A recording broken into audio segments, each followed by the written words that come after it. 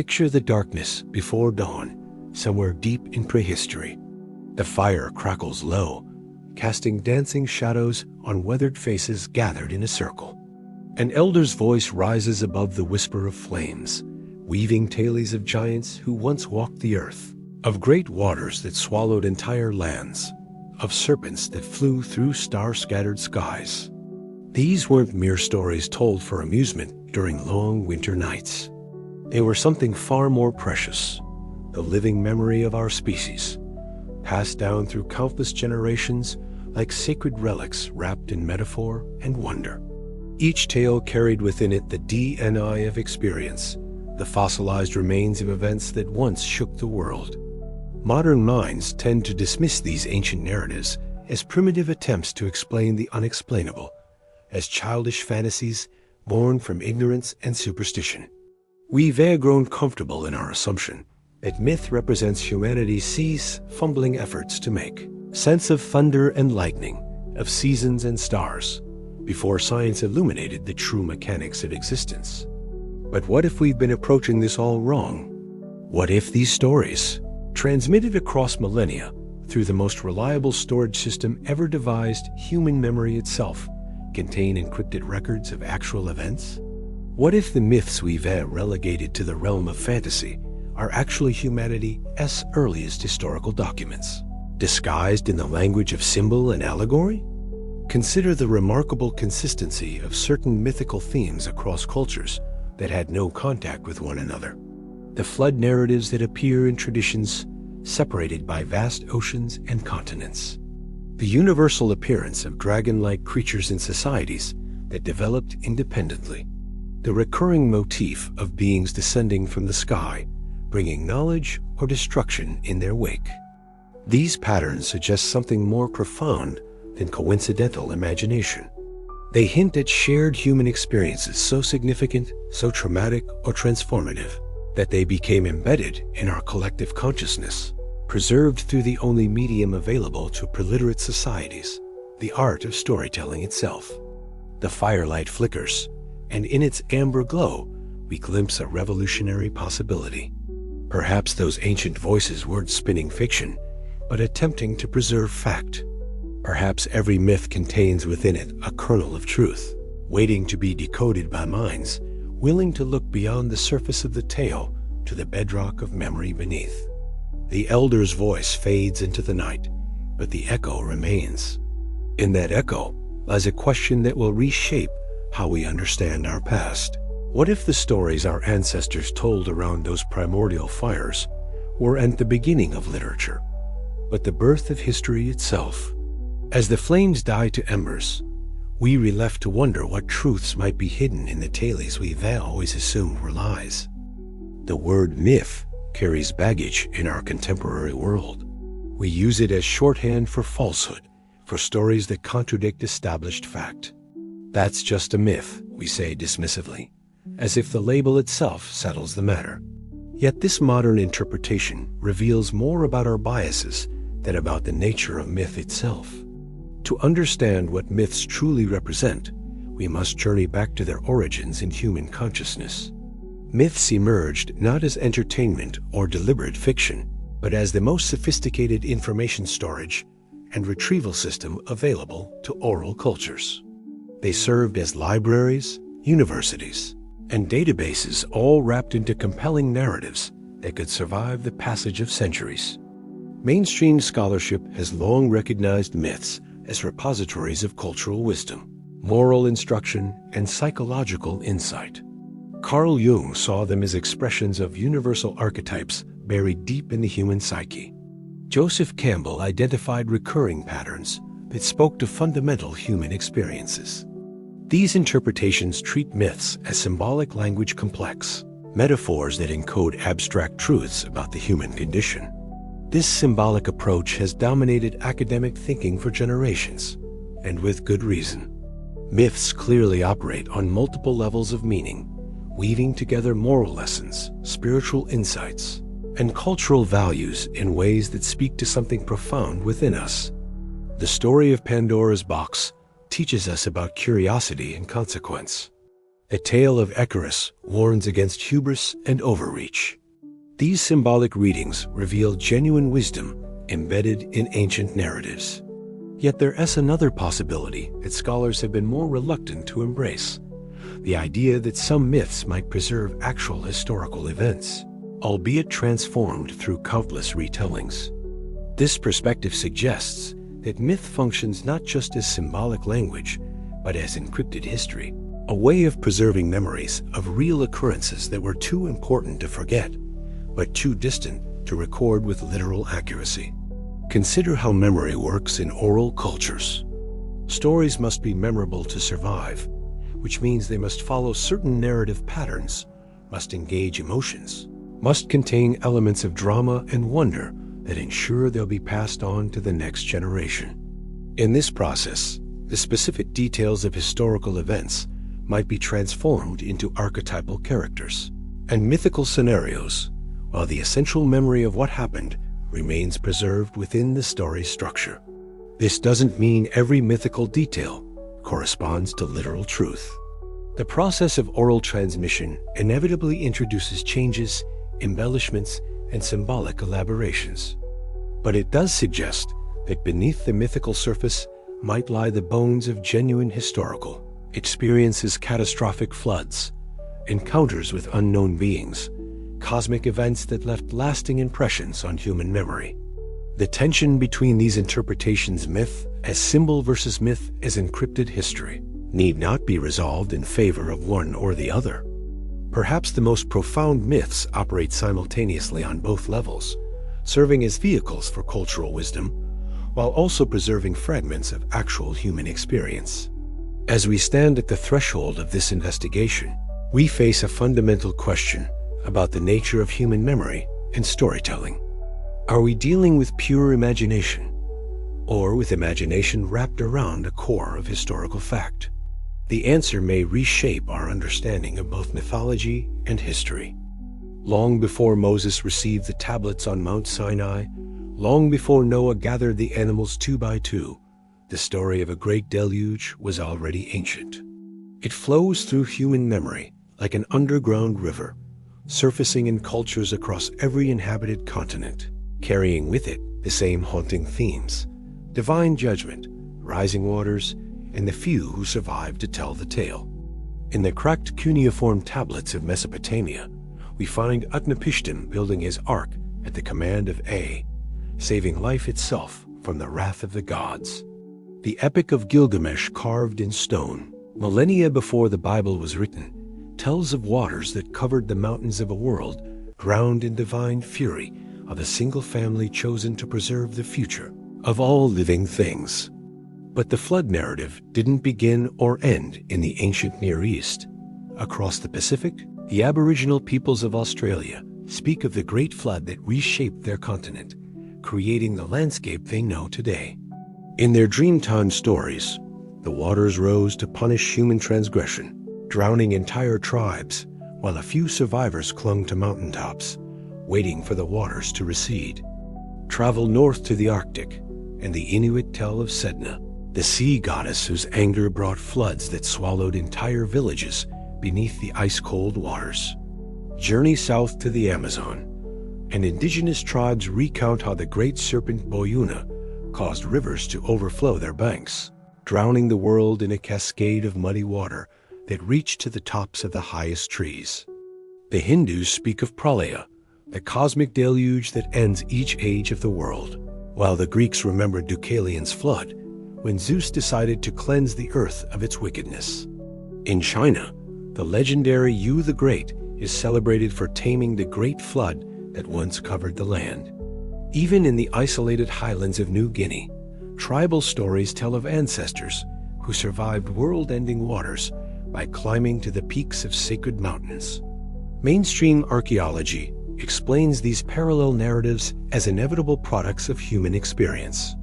Every culture lives with rivers that flood, with storms that bring destructive rains, with the constant threat of water overwhelming the land.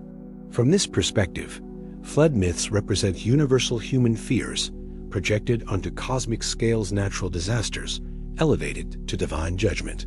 local floods expanded into world-ending catastrophes. This explanation carries significant weight. Floods are indeed universal human experiences, and the psychological impact of seeing one's entire world submerged beneath alien waters would certainly leave lasting impressions on cultural memory. The moral dimension of these stories, the flood as punishment for human wickedness, fits perfectly with humanity's tendency to interpret natural disasters as consequences of spiritual transgression. Yet the remarkable consistency of specific details across isolated cultures raises intriguing questions. Why do so many flood narratives specify a single family or small group of survivors? Why do they consistently describe waters rising high enough to cover mountains? Why do they share the motif of divine warning given to the righteous before disaster strikes? Some researchers have proposed that these myths preserve collective memories of the dramatic sea level changes that occurred at the end of the last ice age. Between 15,000 and 8,000 years ago, melting glaciers raised ocean levels by more than 300 feet, drowning vast coastal plains where early human populations had established their communities. The process wasn't uniform, or gradual glacial lake outbursts and ice dam failures could raise sea levels suddenly and catastrophically, exactly the kind of events that might burn themselves into cultural memory. The Black Sea Deluge hypothesis offers a particularly compelling example. Around 7,500 years ago, rising Mediterranean waters may have burst through the Bosphorus Strait, flooding the Black Sea basin with the force of 200 Niagara Falls. This event would have displaced entire populations, creating refugees who carried their flood memories across the ancient world. As we trace these watery narratives back through the corridors of human memory, we encounter a profound question. Are we following the evolution of a universal archetype, or are we tracking the spread of an actual historical memory? The answer may lie not in choosing between these possibilities, but in recognizing that both may be true simultaneously. 12,800 years ago, something extraordinary happened to planet Earth.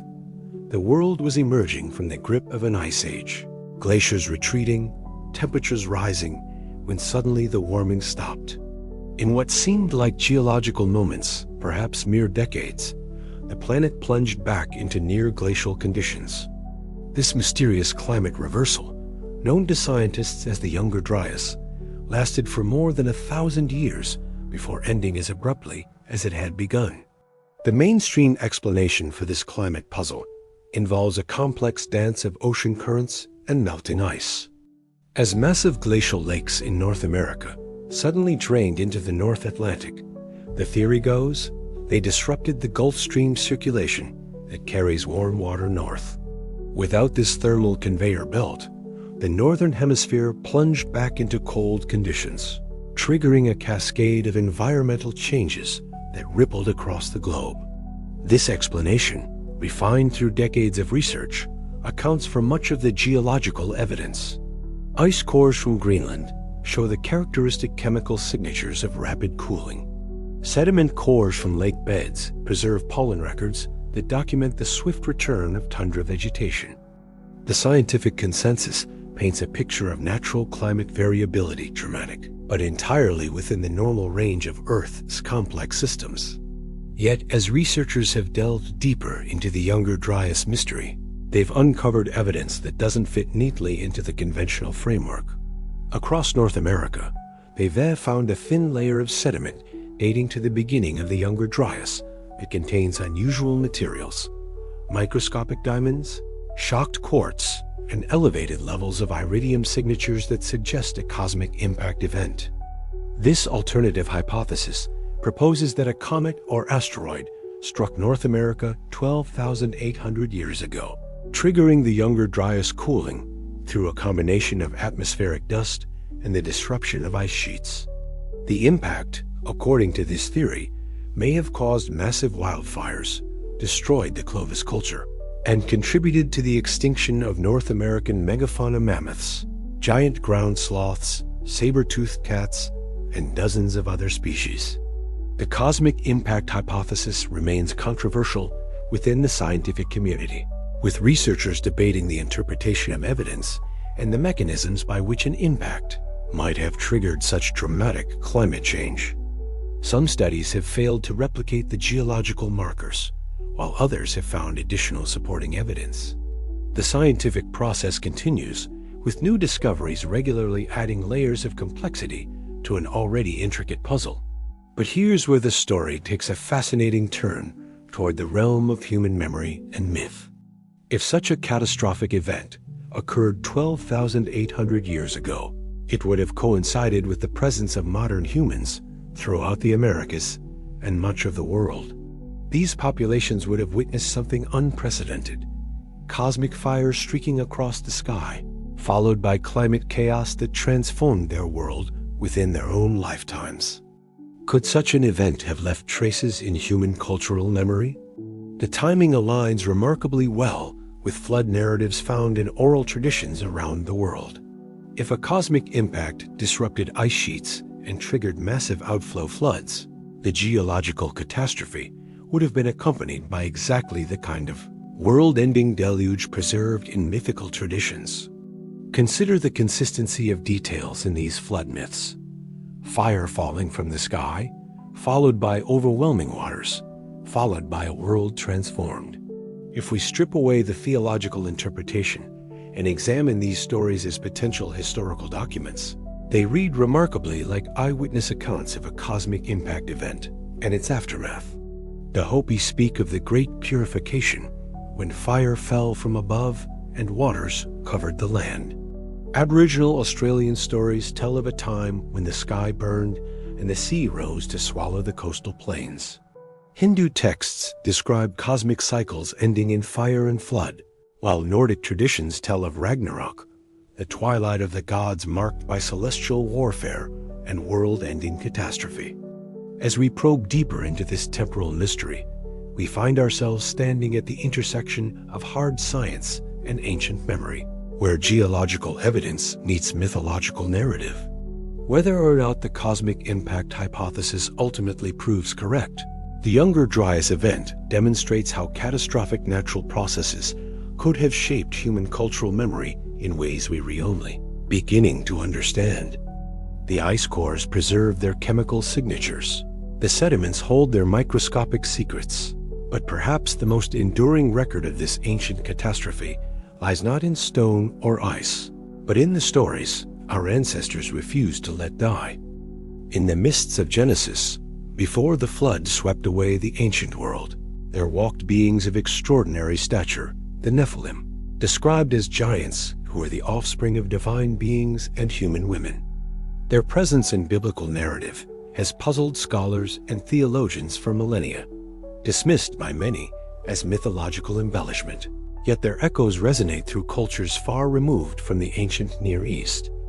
Travel north to the frozen fjords of Scandinavia, and the Norse sagas speak of Jitnir frost giants locked in eternal conflict with the gods. These weren't merely large humans, but beings of a fundamentally different nature, ancient powers who preceded the current world order and would ultimately bring about its destruction at Ragnarok. Cross the ocean to the Americas, and indigenous traditions are filled with accounts of giant beings who once dominated the landscape. The Paiute people of Nevada tell of the sea-take-up red-haired giants who lived in caves and waged war against their ancestors. Cherokee oral history speaks of Ekekle, a race of giant cannibals who terrorized early human settlements until they were finally defeated and driven into exile. Even the ordered world of classical Greece preserved memories of gigantic predecessors. Hesiod wrote of the Titans, primordial giants who ruled before the Olympian gods, while later Greek writers described the gigantes, earth-born monsters who attempted to storm heaven itself. These weren't abstract concepts, but beings with specific attributes, dwelling places, and historical roles in the cosmic order. The mainstream interpretation of these giant narratives treats them as psychological projections, manifestations of humanity, as need to populate the past with beings greater and more powerful than themselves. From this perspective, Giants represent the awesome forces of nature personified, the untamed wilderness that early humans struggled to comprehend and control.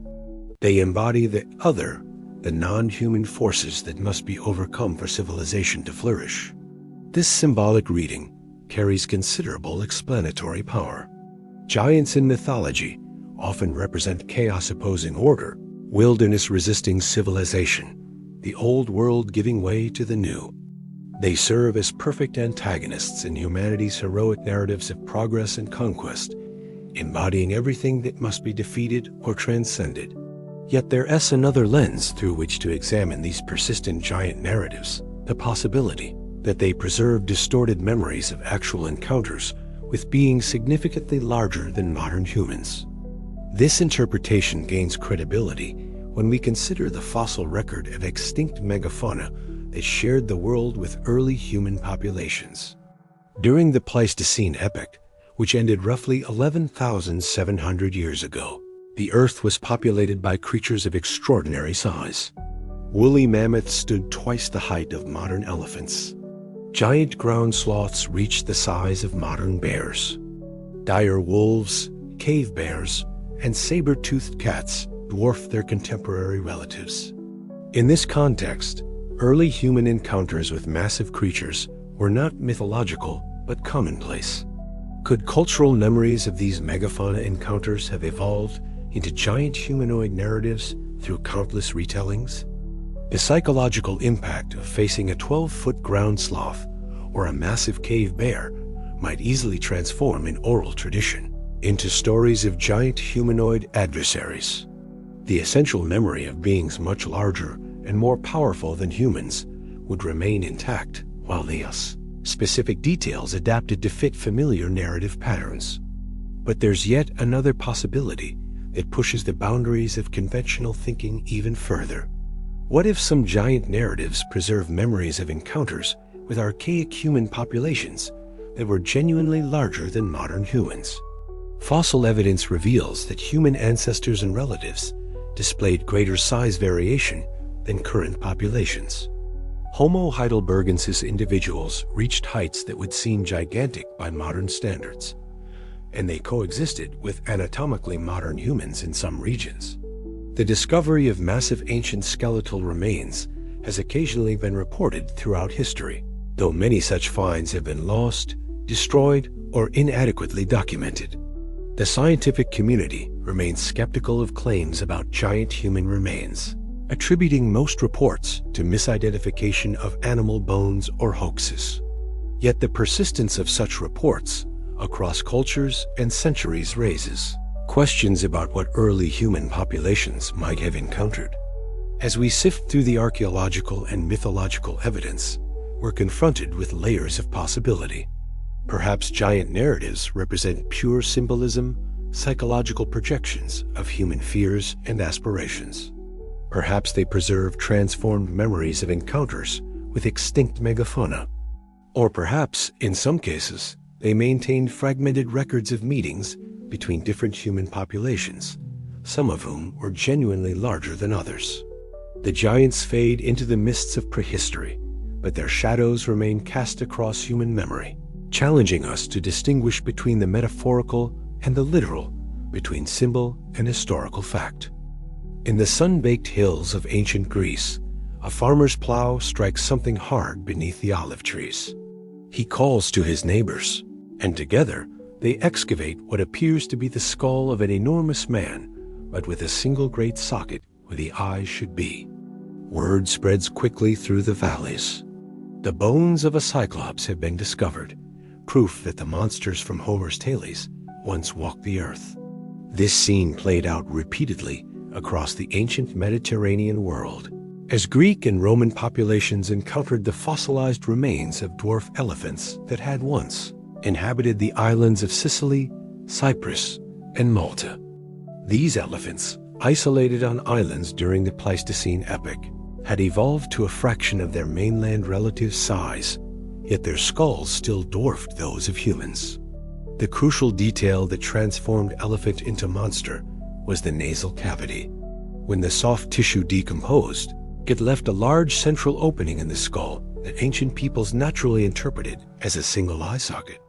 The trunk attachment point, so obvious to modern paleontologists, meant nothing to populations who had never seen a living elephant. What they saw was the unmistakable skull of a giant one-eyed creature exactly matching the cyclopes described in their myths. This revelation, confirmed by modern archaeological investigation, offers a perfect example of how myth might function as a bridge between observed evidence and cultural interpretation. The Greeks weren't inventing stories from thin air. They were attempting to make sense of concrete physical evidence using the interpretive framework available to them. The discovery pattern repeated throughout the ancient world. In the caves of Sicily, local populations found not just individual skulls, but entire deposits of dwarf elephant bones, creating necropolises of apparent giants that must have seemed like battlefields from some primordial war. The regular discovery of such remains would have continuously reinforced mythical narratives, creating a feedback loop between physical evidence and cultural belief. But the elephant-cyclops connection reveals something even more profound about the relationship between myth and reality. It demonstrates how direct observation of physical evidence could generate mythical narratives that then took on lives of their own, spreading far beyond the regions where the original evidence was found. The Cyclops myth eventually reached populations who never encountered elephant fossils, becoming pure story divorced from its evidential origins. This process suggests a mechanism by which genuine encounters with unusual physical evidence could seed mythical traditions that would persist for millennia. The original observers weren't lying or fantasizing. They were rationally interpreting unfamiliar evidence within their cultural framework. The resulting myths then preserved both the memory of the discovery and the interpretation, creating narratives that contained elements of both truth and speculation. The elephant bones crumble to dust in the Mediterranean sun, but their echo persists in epic poetry and cultural memory. They remind us that the line between myth and reality may be far more permeable than we assume, that ancient stories might preserve not just human imagination, but human encounter with the physical traces of vanished worlds. In the space between evidence and interpretation, between observation and explanation, myths are born. They carry within them the kernel of genuine experience, wrapped in layers of cultural meaning that transform raw fact into enduring story. Across the dome of night, something blazes through the darkness, a serpent of fire trailing light across the heavens, growing brighter as it plunges toward Earth. For moments that stretch like hours, the entire world is illuminated as if by a second sun. Then comes the impact, the shockwave, the rain of burning fragments that sets forests ablaze for thousands of miles. To modern minds equipped with knowledge of astronomy and physics, this description clearly depicts a large meteor or comet entering Earth's atmosphere. We understand the mechanics of cosmic debris heating to incandescence through atmospheric friction, the physics of impact craters, the chemical processes that create the spectacular light shows we call fireballs or bolides. But to populations witnessing such events without scientific framework, the experience would have been fundamentally different. A manifestation of divine power, a cosmic serpent streaking across the heavens, gods hurling fire at the world below. The same physical event would generate entirely different interpretative narratives depending on the cultural context of the observers. Mythologies worldwide are filled with accounts of celestial fire serpents, dragons breathing flame across the sky, gods wielding thunderbolts and spears of light. The Hindu texts speak of Indra's Vajra, a cosmic weapon that could level mountains and char armies to ash. Norse mythology tells of the fire giant Surtur's flaming sword that will consume the world at Ragnarok. Greek tradition describes Zeus's thunderbolts as weapons forged by cosmic craftsmen in the heart of volcanoes. The Chinese dragon, perhaps the most enduring of all serpentine sky creatures, was traditionally associated with celestial phenomena, comets, meteors, and auroras that painted the heavens with serpentine light. Aboriginal Australian Dreamtime stories tell of the rainbow serpent, a cosmic being whose movements across the sky brought both creation and destruction, leaving lasting marks on the landscape below. In the Americas, Quetzalcoatl appears as a feathered serpent associated with the morning star, while Mayan texts describe sky serpents that brought fire and transformation. The Lakota speak of the thunderbirds, great beings whose wings create thunder and whose eyes flash lightning, eternally battling serpentine creatures that threaten the world below. These narratives share remarkable consistency in their core elements: serpentine or dragon-like forms moving through the heavens, associations with fire and light, connections to thunder and atmospheric disturbance, and lasting impacts on the landscape and human populations. The symbolic interpretation views these as universal archetypes expressing humanity's relationship with natural forces, storms, lightning, and the mysterious movements of celestial bodies. Yet when we examine the specific details of many fire serpent myths, they align surprisingly well with eyewitness descriptions of large meteor events. The serpentine form matches the undulating trail of a fireball moving across the sky. The association with thunder corresponds to the sonic booms that accompany large meteors. The fire and destruction match the potential for meteor-triggered wildfires and ground impacts. Modern meteor science has documented the profound impact that large cosmic visitors can have on human populations. The 1908 Tunguska event in Siberia flattened forests across 830 square miles, while the 2013 Chelyabinsk meteor injured over 1,500 people with its shockwave and brilliant flash. Both events were photographed and scientifically analyzed, yet even with modern documentation, they inspired numerous apocalyptic interpretations and conspiracy theories. Imagine the cultural impact of similar events witnessed by populations without scientific context. A large meteor or comet impact would create exactly the kind of traumatic, world-changing experience that becomes embedded in cultural memory. The visual spectacle would be unforgettable, a cosmic serpent of fire that transforms night into day. The aftermath might include widespread fires, atmospheric disturbances, and climate effects that could persist for years. The younger Dryas impact hypothesis, while still debated, suggests that a large cosmic impact 12,800 years ago may have triggered climate change and megafaunal extinctions across North America. If such an event occurred, it would have been witnessed by human populations throughout the hemisphere, creating shared memories of fire falling from the sky, followed by environmental catastrophe. As we trace these fiery narratives through the labyrinth of human memory, we encounter the possibility that myths of celestial serpents and divine fire may preserve some of our species' oldest eyewitness accounts of cosmic events. The gods throw their spears of light, the dragons breathe flame across the heavens, and in their mythical forms, we may glimpse the shadows of real fires that once blazed across ancient skies. In the dialogues of Plato, written in ancient Athens around 360 BCE, we encounter one of history's most enduring mysteries, the tale of Atlantis.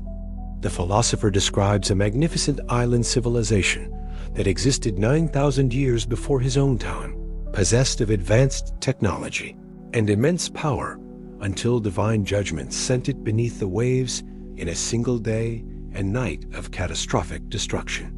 For centuries, scholars have debated whether Plato intended Atlantis as historical fact or philosophical allegory. The mainstream academic consensus treats it as the latter of fictional creation, designed to illustrate Plato's ideas about ideal societies and the dangers of hubris and corruption. The details seem almost too perfect for moral instruction. A powerful civilization that grows decadent and aggressive, ultimately destroyed by the gods as punishment for its excesses. Yet Atlantis stands far from alone in the gallery of sunken civilizations preserved in human memory. Across the world, cultures that had no contact with Plato's writings have maintained their own traditions of lost lands swallowed by the sea. In Hindu scripture, the city of Dwarka, Krishna's golden capital, was said to have been submerged beneath the Arabian Sea following the god Zeus' departure from the earthly realm. For generations, this was considered purely mythological until marine archaeologists began discovering extensive underwater ruins off the coast of Gujarat, structures that match descriptions from ancient texts with startling accuracy. Celtic tradition speaks of Lyoness, a fertile land that once connected Cornwall to the Scilly Isles, complete with 140 parish churches, and a great city, all lost beneath the waves in a single night when the sea walls failed. Breton legends tell of the city of Ys, built below sea level and protected by massive dikes, until the king's daughter opened the floodgates in a moment of passion and doomed the entire population. Japanese folklore preserves stories of Mu, a vast Pacific continent that sank beneath the waves, while Welsh tradition speaks of Cantor Gweled, the lowland hundred, a fertile plain protected by sea walls until negligence allowed the ocean to reclaim the land. Even in the Americas, indigenous traditions tell of ancestral lands lost to rising waters, of coastal civilizations that vanished beneath the hungry sea. The symbolic interpretation of these narratives emphasizes their function as moral warnings about hubris, environmental negligence, and the transient nature of human achievement. From this perspective, sunken cities represent universal anxieties about the fragility of civilization and the power of natural forces to humble human ambition. They serve as cautionary tales about overconfidence and the importance of respecting divine or natural limits. This interpretation carries substantial weight, particularly in the case of Plato's Atlantis, which fits so perfectly into his philosophical framework. The details of Atlantean society, its initial virtue followed by gradual corruption, its technological prowess, combined with moral decay, read like a textbook example of political philosophy disguised as historical narrative.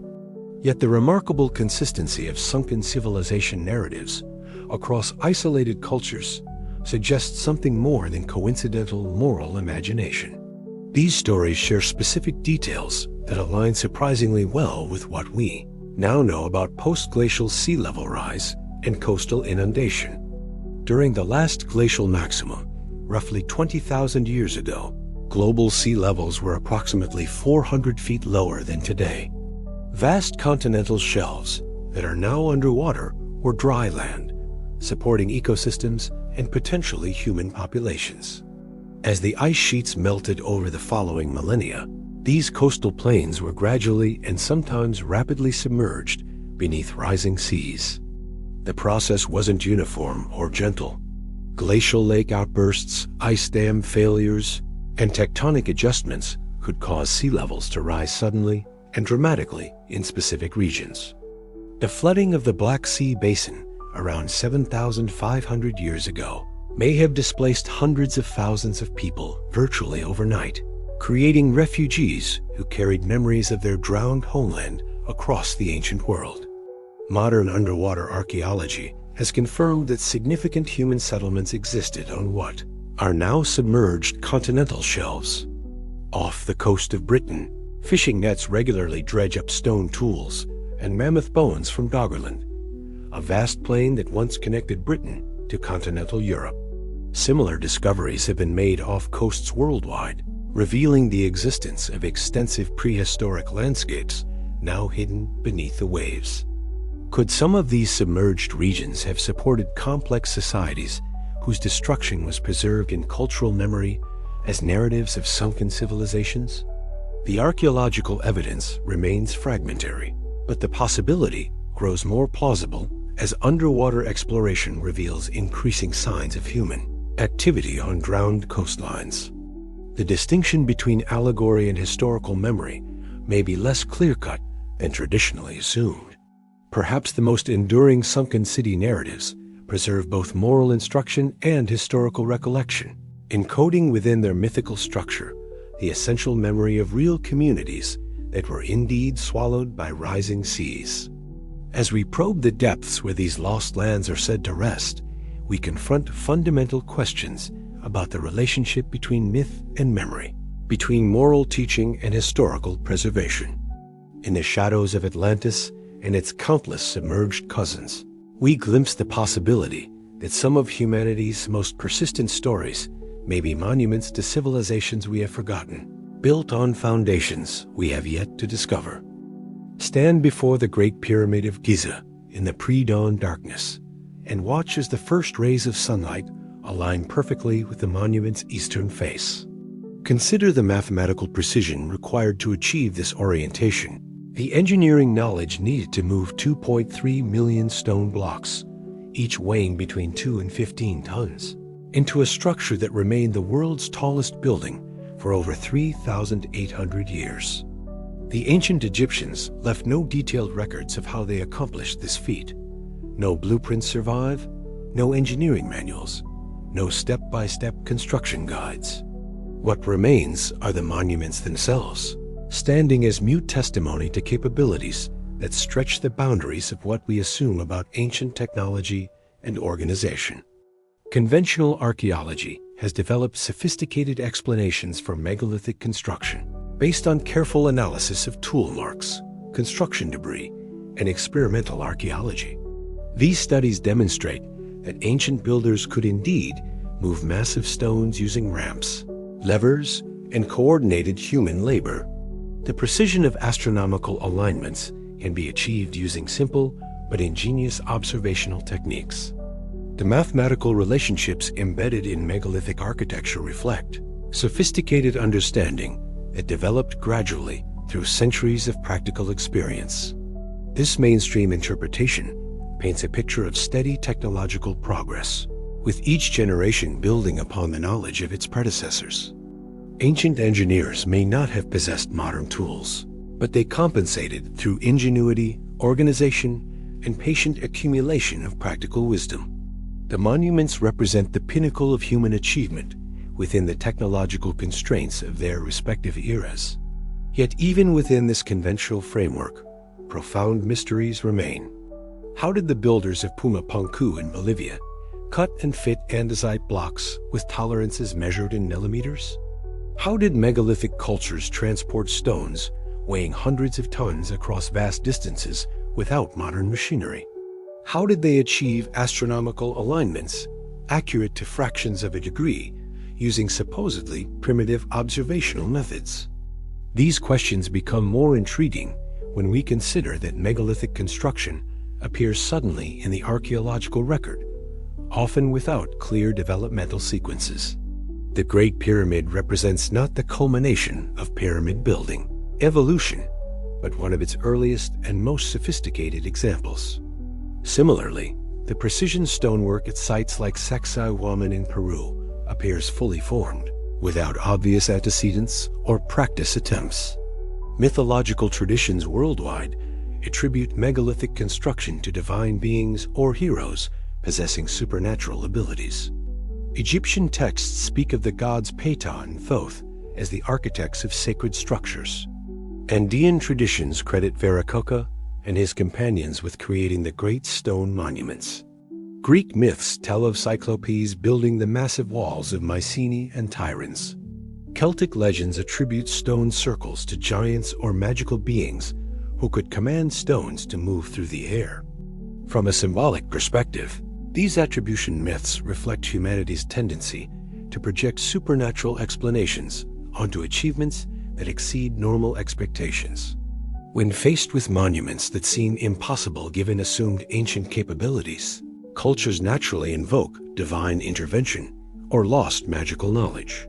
The myths serve to bridge the gap between observed reality and technological assumptions.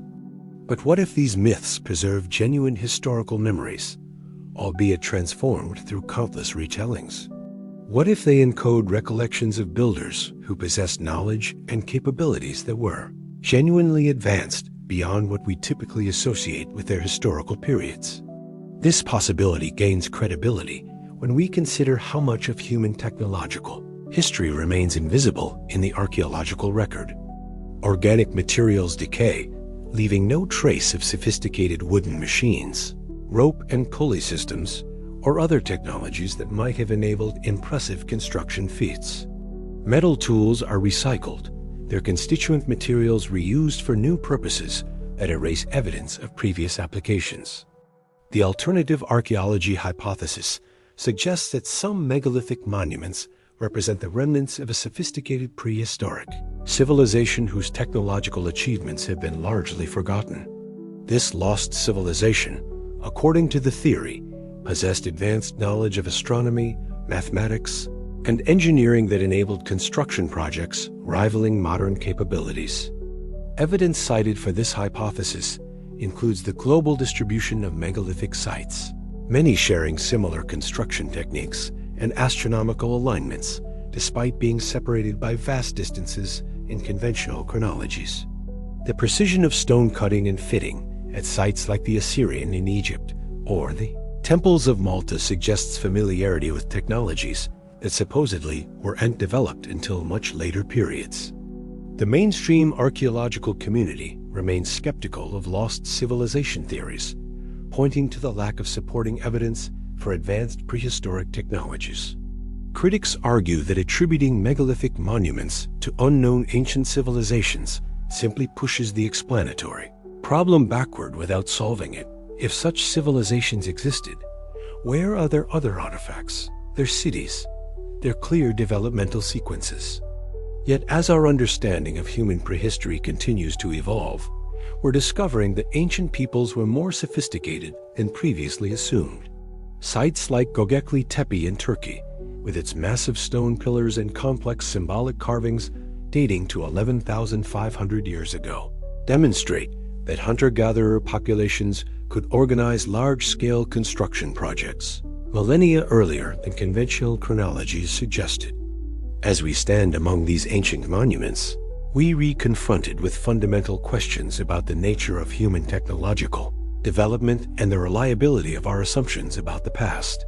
Whether built by forgotten engineers with lost knowledge or by ingenious ancestors working within conventional technological constraints, these monuments remind us that human capability has always exceeded our expectations.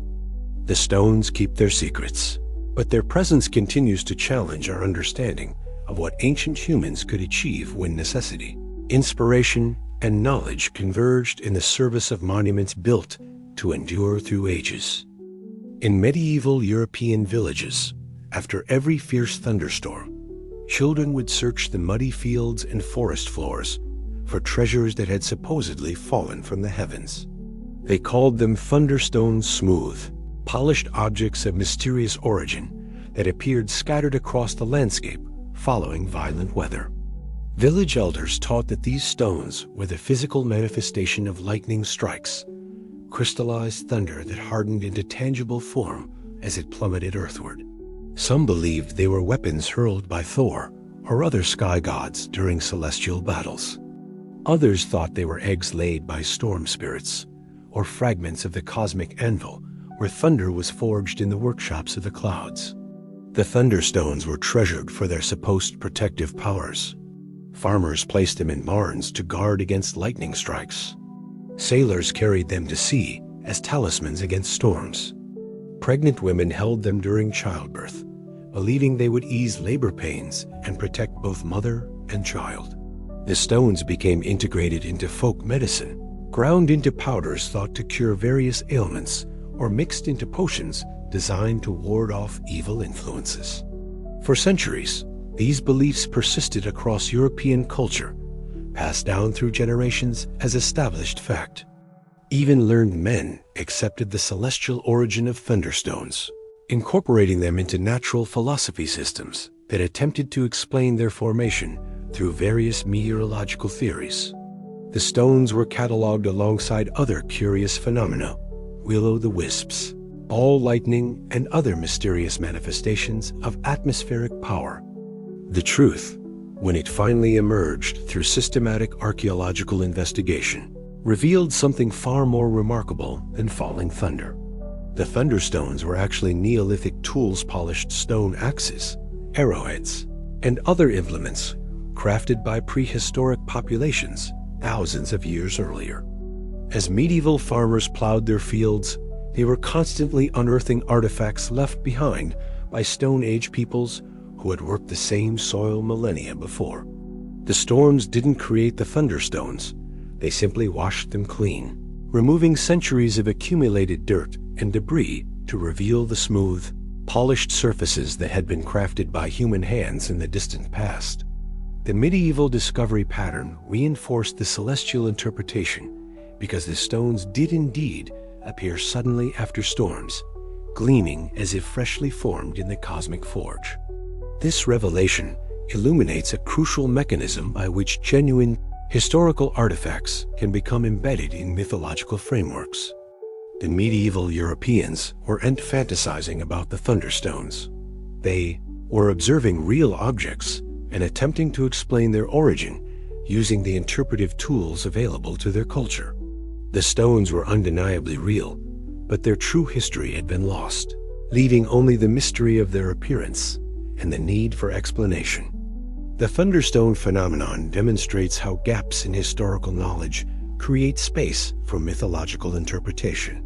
When the chain of cultural transmission breaks, when knowledge of previous populations and their material culture disappears, their artifacts become mysterious objects, requiring new explanatory frameworks. Myth steps in to fill the interpretive void, creating narratives that preserve both the reality of the objects and the cultural need to understand their significance. In this case, the mythological interpretation actually helped preserve the artifacts themselves. Because thunderstones were valued for their supernatural properties, they were collected, treasured, and protected rather than discarded as meaningless debris. The false belief system created a conservation mechanism that maintained physical evidence of prehistoric human activity until scientific archaeology could provide accurate interpretation. The thunderstones rest now in museum cases, their true origins understood and documented. Yet their story reminds us that myth and artifact can interweave in complex ways, with false beliefs sometimes serving to preserve genuine historical evidence, until the interpretive tools exist to decode its real significance. In the space between mystery and explanation, between lost knowledge and mythical interpretation, genuine history can survive disguised as supernatural belief. In the golden light of dawn over ancient Olympus, Zeus hurls his thunderbolt across the heavens, traveling in his chariot pulled by immortal horses that gallop across the dome of sky. Half a world away, in the sacred texts of India, Indra rides his divine elephant Airavata through the celestial realm, wielding his Vajra weapon that can level mountains and reshape the landscape below. Across the Pacific, in the jade temples of Mesoamerica, Quetzalcoatl descends from the heavens as a feathered serpent, bringing knowledge and civilization to humanity before departing once again for his celestial home. These mythological narratives share a remarkable consistency. Divine beings who descend from the sky, interact with human populations, and then return to their celestial realm. They arrive in vessels or vehicles that carry them between earth and heaven chariots, flying carpets, celestial barges, serpentine forms that move through air as easily as water. They possess technologies that seem magical to earthbound observers, weapons that command lightning, tools that can move mountains, knowledge that encompasses the movements of stars and the secrets of creation. The mainstream interpretation of sky god mythologies views them as psychological, projections humanity as attempt to populate the heavens with familiar forms and comprehensible motivations. From this perspective, sky gods represent natural forces personified, astronomical phenomena given human characteristics, or the projection of earthly power structures onto cosmic scales. Zeus's thunderbolt is lightning mythologized. Indra's elephant represents the storm clouds. Quetzalcoatl embodies the planet Venus in its role as morning and evening star. This symbolic reading has substantial explanatory power. Ancient peoples certainly did observe celestial phenomena and seek to understand them through anthropomorphic narratives. The movements of planets, the cycles of seasons, the drama of storms and weather patterns all provided raw material for mythological elaboration. Sky gods serve psychological and social functions, legitimizing earthly authority through divine sanction and providing comprehensible explanations for incomprehensible natural processes. Yet, when we examine sky god narratives more closely, we encounter details that don't fit neatly into the natural phenomena interpretation. These beings are consistently described as arriving from elsewhere, possessing advanced knowledge and technology, and maintaining ongoing relationships with human populations.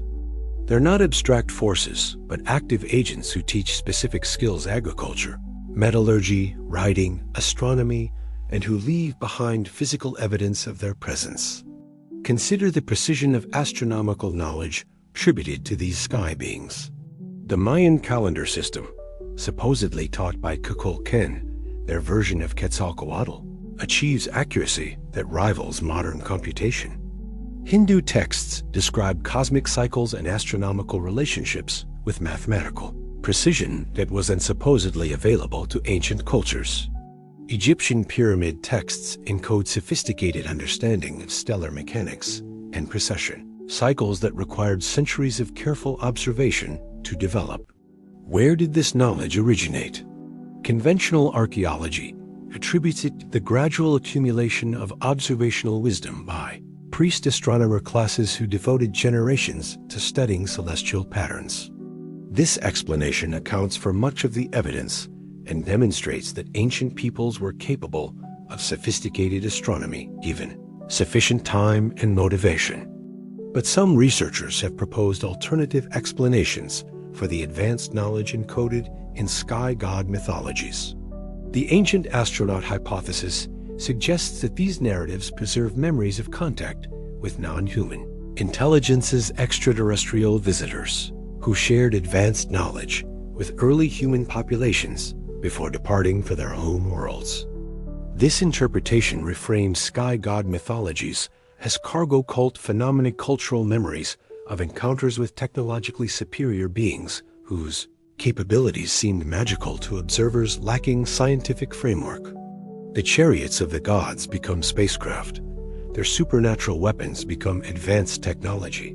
Their divine knowledge becomes scientific information shared across species boundaries. The ancient astronaut hypothesis remains highly controversial within mainstream academia, criticized for its tendency to underestimate human capabilities and for the lack of compelling physical evidence for extraterrestrial contact. Critics argue that it represents a modern mythology that attributes human achievements to external intervention rather than recognizing indigenous development of knowledge and technology. Yet the hypothesis raises intriguing questions about the consistency of sky god narratives across isolated cultures. Why do these mythologies share such specific details, the emphasis on arrival from above, the possession of advanced technology, the teaching of complex knowledge systems, the eventual departure to celestial realms? Could these patterns reflect something more than coincidental imagination? Recent developments in astronomy and astrobiology have made the possibility of extraterrestrial intelligence seem less fantastic than it once did. The discovery of thousands of exoplanets, many in potentially habitable zones, suggests that life-bearing worlds may be common in the universe. The detection of organic compounds in interstellar space indicates that the building blocks of life are widespread. These findings don't prove extraterrestrial visitation, but they make it a less extraordinary possibility. As we trace these celestial narratives through the labyrinth of human memory, we're confronted with fundamental questions about the sources of ancient knowledge and the nature of mythological testimony. Whether sky gods represent psychological projections, natural phenomena personified, or memories of actual encounters with non-human intelligences, their stories continue to challenge our understanding of humanity's place in the cosmic order. The chariots fade into dawn light, but their tracks remain etched in human memory, pointing always toward questions that stretch beyond the boundaries of conventional explanation. In 1929, a German theologian named Gustav Adolf Deissmann was cataloging manuscripts in the Topkapi Palace Library in Istanbul when he discovered something extraordinary: a fragment of a world map drawn on gazelle skin. Dated to 1513, and signed by an Ottoman admiral named Piri Reis. The map itself would have been merely an interesting historical artifact, except for one troubling detail. It appeared to show the coastline of Antarctica with remarkable accuracy, nearly 3 centuries before that continent was officially discovered. The Piri Reis map depicts the western coast of Africa, the eastern coast of South America, and what appears to be a northern portion of Antarctica, all rendered with a precision that shouldn't have been possible using 16th century geographical knowledge. More puzzling still, the Antarctic coastline is shown as it would appear without its ice sheet, a configuration that hasn't existed for thousands of years and was unconfirmed by modern geological surveys until the 1950s. Piri Reis himself provided annotations explaining his sources, stating that he had compiled his map from earlier charts, some of which dated back to the time of Alexander the Great. He claimed to have used maps captured from Spanish ships, Portuguese charts, and most intriguingly, a map that had belonged to Christopher Columbus, who had supposedly derived it from even more ancient sources. The conventional explanation for the map's apparent Antarctic accuracy focuses on cartographic misinterpretation. Mainstream historians argue that what appears to be Antarctica is actually a misrepresented portion of the South American coast, perhaps combined with speculative geographic features based on limited exploration data. The precision of the coastlines, they suggest, results from selective interpretation of ambiguous features that happen to coincidentally resemble actual geography. This skeptical analysis points to the numerous inaccuracies in the map alongside its apparent successes. The Piri Reis map contains clear geographical errors, places islands where none exist, and shows distortions that reflect the limitations of 16th century surveying techniques. Critics argue that focusing on the map as accurate elements while ignoring its errors represents selective interpretation designed to support extraordinary claims. Yet the Piri Reis map stands alongside other cartographic anomalies that challenge conventional understanding of ancient geographical knowledge. The Mercator World Map of 1569 shows Greenland with surprising accuracy, including details of its coastline that weren't officially explored until modern times. The Bachet Map of 1754 depicts Antarctica as 2 separate landmasses connected by ice, a configuration confirmed by modern geological surveys, but supposedly unknown until the 20th century. Even more intriguing are Chinese maps from the 5th-10th century that appear to show accurate representations of coastlines throughout the Pacific and Indian Oceans, including regions that weren't supposed to have been explored by Chinese navigators. These maps suggest a level of maritime knowledge and exploration that exceeds conventional historical timelines. The mystery deepens when we consider mythological traditions that speak of ancient voyages to distant lands, of civilizations that possessed advanced navigational knowledge, of maps and charts that preserve geographical information from previous ages. Celtic traditions tell of voyages to the land beyond the sunset, while Polynesian oral histories describe navigational techniques that enabled precise ocean travel across thousands of miles using only celestial observation and wave pattern recognition. Could some of these anomalous maps preserve geographical knowledge from earlier periods of exploration and surveying? The hypothesis suggests that previous civilizations might have achieved higher levels of maritime technology and geographical knowledge than conventional history assumes, and that fragments of this knowledge survived in cartographic form through various transmission pathways. This interpretation gains some credibility from recent archaeological discoveries that have revealed more extensive ancient maritime activity than previously recognized. The discovery of Roman-era shipwrecks in deep ocean waters, the identification of Polynesian settlement patterns that required sophisticated navigation, and the documentation of prehistoric transoceanic contact all suggest that the ancient peoples were more capable mariners than conventional timelines assume. The lost civilization hypothesis proposes that some anomalous maps might derive from a sophisticated prehistoric culture They conducted global exploration and mapping projects during periods when sea levels were lower and continental configurations were different. The knowledge preserved in these maps could represent the cartographic legacy of civilizations whose other traces had been obscured by geological processes or lost to time. Alternative researchers point to the consistency of certain geographical details across maps from different cultures and time periods as evidence for shared ancient source materials. They argue that the level of accuracy achieved in some ancient maps suggests access to surveying techniques and astronomical knowledge that exceeded what was supposedly available to their creators. Mainstream historians remain skeptical of lost knowledge interpretations, emphasizing the fragmentary and often inaccurate nature of ancient maps alongside their occasional successes. They point out that cartographic accuracy can result from various factors: lucky guesses, coincidental errors that appear correct, and the natural tendency to interpret ambiguous features in ways that confirm preferred hypotheses. As we navigate these cartographic mysteries, we encounter fundamental questions about the continuity of human knowledge and the possibility of lost geographical wisdom. Whether anomalous maps represent coincidental accuracy, preserved ancient knowledge, or something else entirely, they remind us that the history of human exploration and discovery may be more complex than conventional timelines suggest.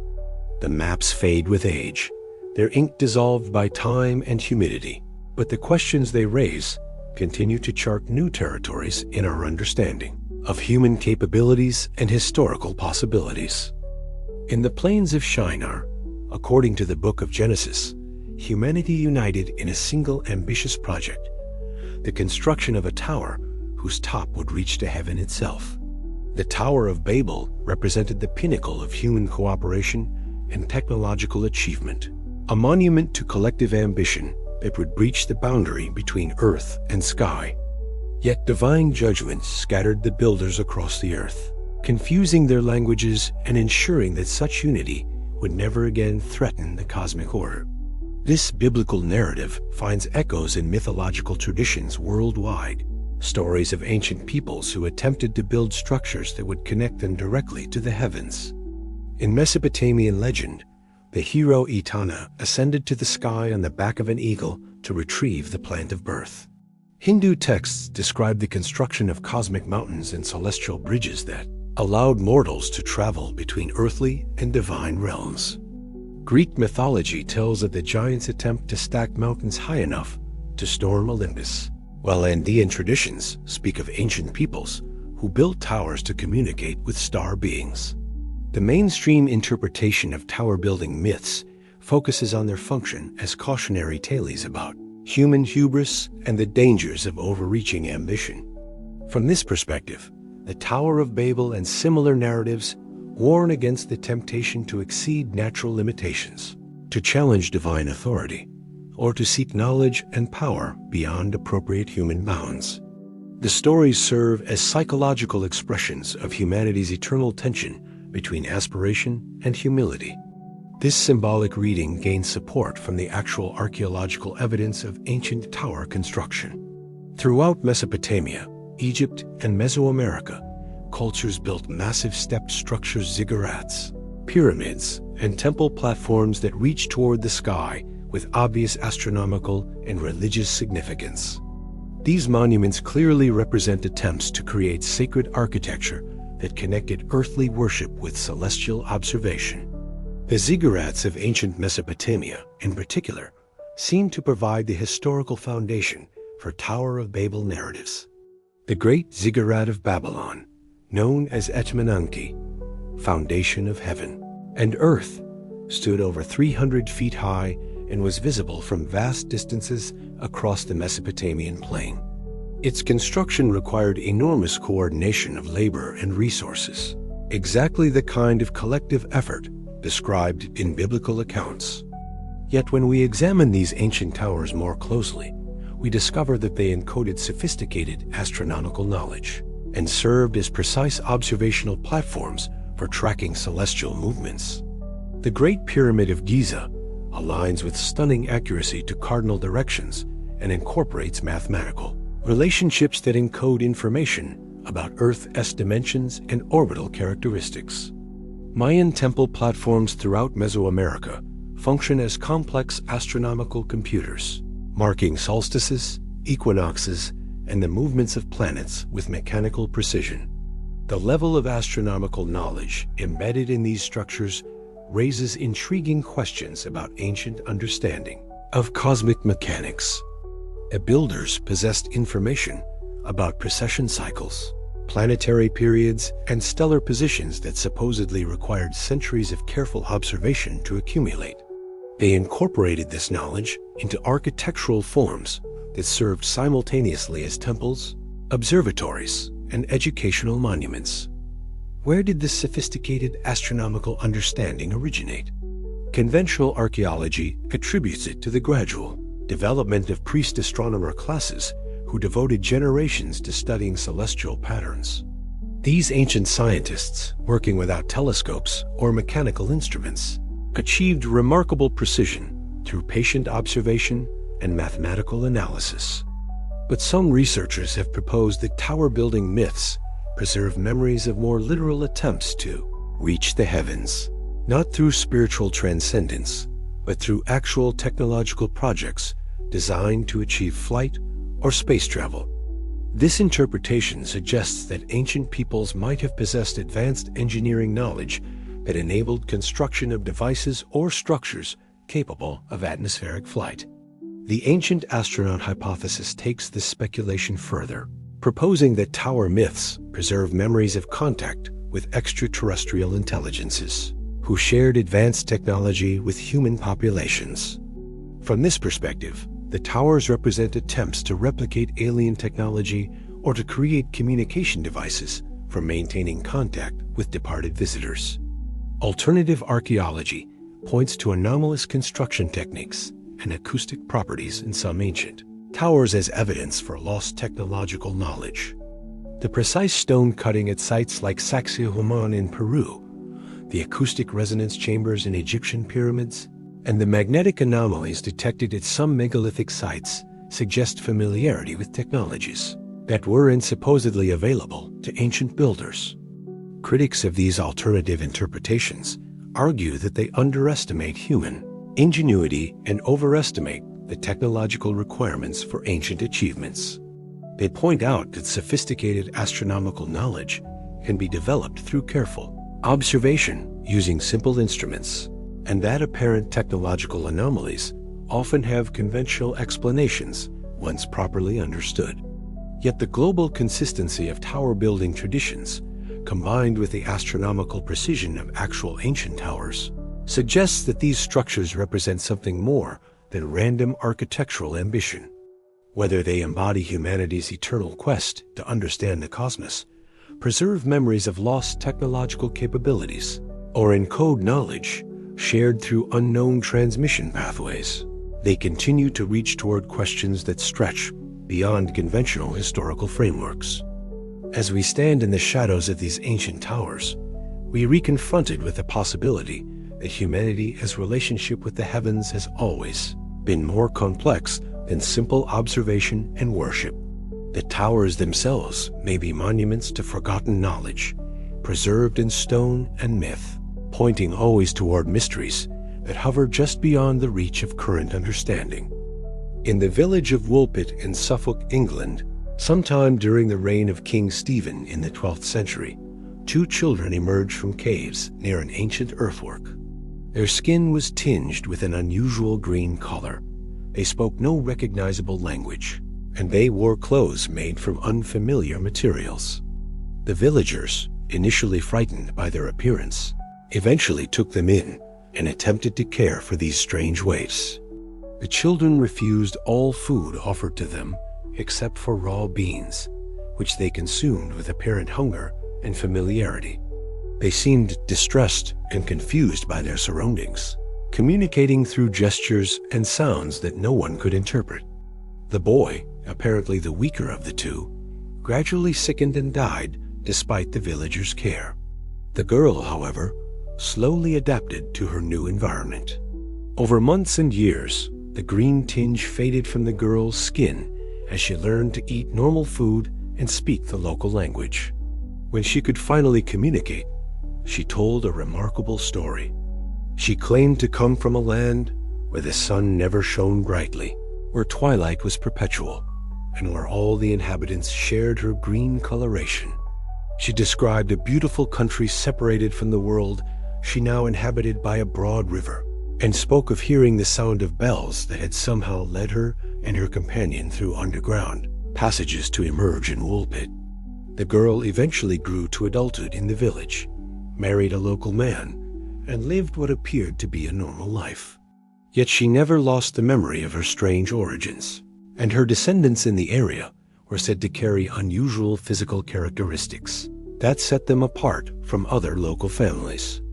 This medieval account, recorded by two separate chroniclers of the period, Ralph of Coggeshall and William of Newburgh, has puzzled historians for centuries. Both chroniclers present the story as factual, not as folklore or legend, though they acknowledge its extraordinary nature. The consistency of details between their independent accounts suggests they were reporting a genuine local tradition rather than inventing fiction. Various explanations have been proposed for the Green Children incident. Some historians suggest the children were refugees from nearby Flemish communities, possibly suffering from malnutrition that created unusual skin coloration and speaking a dialect unfamiliar to local residents. Others propose they were victims of child abuse or abandonment who created a fantasy explanation for their circumstances. The medical hypothesis focuses on chlorosis, a form of anemia that can create greenish skin tone, particularly in malnourished children. Combined with the disorientation and confusion that might result from trauma or abuse, this condition could explain both the children's appearance and their strange behavior. Yet the Green Children story contains details that don't fit neatly into conventional explanations. The description of their original homeland, a place of perpetual twilight separated by a broad river, doesn't match any known geography in medieval England. Their initial inability to digest any food except raw beans suggests a completely different dietary background than would be expected from regional refugees. Some researchers have interpreted the account as a garbled description of actual events involving children from an isolated community with different cultural practices and possibly different genetic characteristics. Medieval England contained numerous isolated populations, particularly in marshy or mountainous regions, who might have developed distinct physical traits and customs. The folklore interpretation treats the Green Children as a mythological narrative that became attached to a specific location and time period. From this perspective, the story represents archetypal themes, the appearance of otherworldly visitors, the integration of the foreign into the familiar, the gradual transformation from strange to normal that appear in many cultures' traditional tales. Yet the historical specificity of the account, with its named location, documented chroniclers, and integration into local genealogical traditions, distinguishes it from typical folklore narratives. The Green Children story seems to occupy a liminal space between documented history and mythological narrative, challenging our categories for understanding unusual events. Whether the Green Children represent misinterpreted refugees, distorted memories of actual unusual occurrences, or mythological narratives that became historicized, their story illustrates how extraordinary events can become embedded in local memory and tradition. In the space between explanation and mystery, between historical documentation and folklore interpretation, such accounts preserve possibilities that continue to intrigue and perplex. The green fades from memory as it faded from skin, but the questions remain reminders that the boundary between the documented and the inexplicable may be more permeable than our rational frameworks assume. From the depths of primordial waters, something vast and ancient stirs. In the mythology of nearly every human culture, serpentine beings of enormous size dwell in the hidden places of the world beneath the earth. In the deepest parts of the sea, coiled around the roots of the cosmic tree, These are not mere snakes grown large, but creatures of fundamentally different nature, beings whose movements can shake the foundations of reality itself. The Norse spoke of Jarmungandr, the world serpent, so massive that it encircled the entire earth and grasped its own tail in the depths of the ocean. When it stirred, earthquakes shook the land, and at Ragnarok, its emergence from the sea would poison the sky and bring about the end of all things. Hindu tradition describes Shisha, the thousand-headed serpent upon whose coils the god Vishnu rests between cosmic cycles, while the serpent Vasuki was used as a rope to churn the ocean of milk and create the nectar of immortality. In Celtic mythology, each lake and river had its serpentine guardian enormous creatures that dwelt in the deepest waters, occasionally glimpsed by those who ventured too close to their domains. The legends tell of the Afans, a lake monster whose thrashing could flood entire valleys, and of the Ichwish, water horses with serpentine characteristics that would drag unwary riders to watery graves. Aboriginal Australian traditions speak of the rainbow serpent, a cosmic being whose movements carved rivers and valleys across the landscape, whose anger could bring devastating floods, and whose benevolence ensured the continuation of life. In the Americas, from the Arctic to Tierra del Fuego, indigenous cultures tell of great serpents that dwell beneath the earth, their movements causing earthquakes and volcanic eruptions. The symbolic interpretation of these serpent mythologies emphasizes their function as representations of natural forces and psychological archetypes. Serpents embody the untamed wilderness, the chaotic forces that civilized humans must learn to control or appease. They represent the unconscious mind, primordial fears, and the feminine principle in its most powerful and dangerous aspects. From this perspective, the universality of serpent mythology reflects shared human psychology rather than shared historical experience. Snakes trigger innate fear responses in humans, evolutionary adaptations that helped our ancestors survive in environments where venomous species posed genuine threats. The mythological amplification of serpents into cosmic monsters represents the projection of these deep-seated fears onto cosmic scales. Yet when we examine the specific details of serpent mythologies, we encounter descriptions that align remarkably well with encounters with real creatures that once shared the world with early human populations. The fossil record reveals that massive serpentine creatures did indeed inhabit ancient Earth species that would have seemed genuinely monstrous to any humans unfortunate enough to encounter them. Titanoboa, which lived approximately 60 million years ago, reached lengths of over 40 feet and weights exceeding a ton. While this predates human evolution by tens of millions of years, other large snake species persisted much closer to human timelines. The Australian Wanambi, a constrictor reaching 20 feet in length, survived until at least 40,000 years ago, overlapping with human arrival on the continent. Even more intriguingly, various aquatic reptiles of enormous size lived during periods that overlap with human presence. Megalania, a giant monitor lizard reaching lengths of 20 feet, inhabited Australia until perhaps 30,000 years ago. Various crocodilian species reached sizes that would have been truly terrifying to early human populations. Sarcosuchus reached lengths of nearly 40 feet, while Deinosuchus could exceed 30 feet and possess jaws powerful enough to crush dinosaurs. Could cultural memories of encounters with such massive reptilian predators have evolved into the serpent mythologies that appear worldwide? The psychological impact of facing a 20-foot snake or a 30-foot crocodile would certainly have been profound enough to generate lasting cultural memories.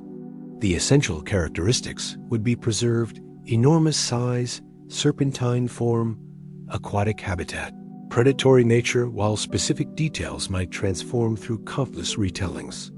But the serpent mythologies often describe creatures that exceed even the largest known fossil reptiles. The world serpent that encircles the earth, the cosmic dragons that can swallow the sun, the lake monsters that can flood entire valleys. These beings transcend biological possibility and enter the realm of geological or astronomical metaphor. Some researchers have proposed that the largest serpent mythologies preserve memories of geological phenomena rather than biological creatures. Earthquake fault lines might appear serpentine when viewed from above, their movements causing ground tremors that could be interpreted as the stirring of vast underground serpents. Meandering rivers, especially during flood stages, might seem like massive serpents moving across the landscape. Others have suggested that serpent mythologies encode astronomical observations, with the movements of constellation patterns or planetary cycles transformed into narratives of cosmic serpents. The ecliptic plane along which planets move could be conceptualized as a cosmic serpent, while meteor showers might appear as the shedding of serpentine fire across the heavens. As we probe the depths where these mythical serpents are said to dwell, we encounter the possibility that some of our most persistent monster narratives preserve layered memories, biological encounters with genuine megafauna, geological observations of landscape-shaping forces, and astronomical recognition of cosmic patterns, all woven together into mythological narratives that encode multiple levels of human experience with the natural world. The serpents coil in the depths of memory as they coil in the depths of the earth, guardians of secrets that blur the boundaries between creature and metaphor, between historical memory and archetypal symbol. Look up at the night sky from any point on Earth, and you'll see the same patterns that have captivated human attention for millennia. The 7 stars of the Big Dipper, the distinctive belt of Orion, the tight cluster of the Pleiades. These stellar arrangements have served as humanity's first calendar, compass and clock, their movements marking the passage of seasons and the rhythm of agricultural cycles. Yet when we examine how different cultures have interpreted these celestial patterns, we discover something remarkable. Despite being separated by vast distances and having no contact with each other's societies, worldwide have assigned similar meanings to the same star groups. The Pleiades are seen as sisters or young women in traditions from Greece to Japan to Australia to the Americas. Orion appears as a hunter or warrior across cultures that developed independently. The Big Dipper is consistently associated with bears or other large animals in traditions spanning from Native American to Siberian to European mythologies. Conventional astronomy explains these parallels as examples of pareidolia, the human tendency to perceive meaningful patterns in random arrangements. From this perspective, certain star configurations naturally suggest specific shapes or figures to the human visual system, leading to convergent mythological interpretations. The Pleiades cluster appears as a tight group that might naturally suggest sisters or companions, while Orion's bright stars form a pattern that resembles a human figure. This explanation accounts for much of the cross-cultural consistency in constellation mythology. Human visual perception operates according to universal principles, and certain stellar arrangements would indeed suggest similar interpretations to observers, regardless of their cultural background. The mythological elaboration of these basic perceptions would then develop according to local cultural values and storytelling traditions. Yet when we examine constellation mythologies more closely, we discover that they often encode sophisticated astronomical knowledge that goes far beyond simple pattern recognition. The stories preserve information about stellar positions, planetary cycles, and precession effects that require centuries of careful observation to accumulate. They function as mnemonic devices that allowed oral cultures to maintain complex astronomical databases across generations. Consider the Aboriginal Australian tradition of the emu in the sky, a dark constellation formed by dust lanes in the Milky Way that appears to run across the southern sky. The stories associated with this celestial emu encode precise information about seasonal timing, predicting when actual emus will lay their eggs based on the constellation's position and orientation. The mythology serves as both entertainment and practical astronomy, preserving crucial agricultural and hunting knowledge in narrative form. Similarly, the Greek myth of Perseus and Andromeda encodes information about stellar brightness cycles and the variable nature of certain stars.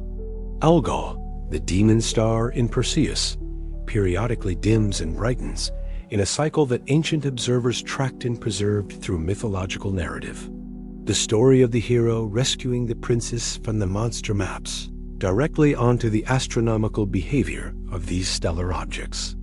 The precision of astronomical knowledge embedded in constellation mythologies becomes even more remarkable when we consider precession, the slow wobble of Earth's axis that causes the positions of stars to shift over periods of thousands of years. Many mythological narratives seem to preserve information about stellar positions from much earlier historical periods, suggesting that the stories themselves may be far older than conventionally assumed. The Hindu concept of yugas, or cosmic ages, incorporates precise mathematical relationships that describe precessional cycles with accuracy that rivals modern astronomical calculations. The Mayan calendar system encodes similar information about long-term astronomical cycles, while Egyptian pyramid texts reference stellar alignments that haven't been accurate for thousands of years, but would have been precise during earlier historical periods. This raises intriguing questions about the antiquity and transmission of astronomical knowledge. How did ancient cultures acquire such precise information about long-term celestial cycles? How did they maintain this knowledge across periods that exceeded the lifespan of individual civilizations? What mechanisms allowed complex astronomical information to survive through oral tradition when written records were unavailable? Some researchers have proposed that constellation mythologies preserve knowledge from a lost civilization that achieved advanced astronomical understanding during earlier historical periods. This hypothetical culture supposedly developed sophisticated observational techniques and mathematical frameworks that were then transmitted through mythological narratives to subsequent civilizations. The alternative interpretation suggests that constellation myths encode information from multiple sources: direct astronomical observation, cultural exchange between distant civilizations, and possibly knowledge shared through unknown transmission pathways. The consistency of mythological themes across isolated cultures might reflect not just convergent interpretation, but actual information, sharing through mechanisms we do and fully understand. Recent developments in archaeoastronomy have confirmed that ancient peoples were far more sophisticated astronomers than previously assumed. Sites like Nabta Playa in Egypt demonstrate complex astronomical alignment and observation dating back over 6,000 years. Göbekli Tepe in Turkey incorporates astronomical orientations that suggest advanced knowledge dating to 11,500 years ago. As we trace these stellar narratives through the labyrinth of human memory, we encounter the possibility that our mythological traditions preserve humanity's oldest scientific achievements, observational databases that encode thousands of years of careful sky watching, mathematical relationships that describe cosmic mechanics with startling precision, and mnemonic systems that allowed complex information to survive across civilizational collapse and cultural transformation. The stars wheel in their courses as they have for millennia, but the stories we tell about them may preserve knowledge from depths of time we've barely begun to fathom. In the space between mythology and astronomy, between ancient narrative and modern calculation, we glimpse the possibility that human understanding of the cosmos extends much further back than conventional timelines assume. In the final days of this cosmic age, according to Norse prophecy, the forces of fire and ice will converge in ultimate battle. Surtur the fire giant will march from Muspelheim with his flaming sword, while the frost giants emerge from Jotunheim, bearing winter's endless cold. The world tree Yggdrasil will tremble, the rainbow bridge Bifrost will shatter, and even the gods themselves will perish in the conflagration that consumes all existence before the cycle begins anew. This apocalyptic vision from Nordic tradition finds echoes in mythological systems, worldwide stories of cosmic cycles that end in destruction and rebirth, of worlds consumed by fire or frozen in ice, of civilizations that rise and fall according to patterns written in the very structure of reality itself. Hindu cosmology describes the pralaya, periods when the universe dissolves back into primordial chaos before emerging renewed in the next kalpa. Mayan texts speak of world ages that end in catastrophe flood, fire, wind, and earthquake, each destroying the previous creation to make way for the next. The symbolic interpretation of these cyclical destruction myths treats them as psychological expressions of universal human experiences with death and renewal. From this perspective, the cosmic cycles reflect the natural patterns that humans observe in their daily lives: the cycle of seasons, the rhythm of day and night, the succession of generations. The mythological amplification of these patterns onto cosmic scales serves to place human experience within a meaningful framework of eternal recurrence. This archetypal reading has substantial explanatory power. Every human culture experiences cycles of growth and decay, creation and destruction, hope and despair. The projection of these patterns onto cosmic narratives provides psychological comfort and meaning, suggesting that even the most devastating changes serve necessary functions in larger patterns of renewal and regeneration. Yet when we examine the specific details of destruction mythologies, we encounter descriptions that align remarkably well with actual catastrophic events preserved in the geological and climate record. The emphasis on fire and ice as opposing forces of destruction corresponds to the two primary mechanisms of global environmental change, volcanism and glaciation, that have repeatedly reshaped Earth's surface throughout its history. Consider the last glacial maximum, which reached its peak roughly 20,000 years ago. Ice sheets extended far south of their current boundaries, covering much of northern Europe and North America, under glacial ice thousands of feet thick. This was literally a world of ice, where vast regions that currently support complex civilizations lay buried under frozen wasteland that stretched to the horizon. The transition from glacial to interglacial conditions occurred with dramatic rapidity in geological terms.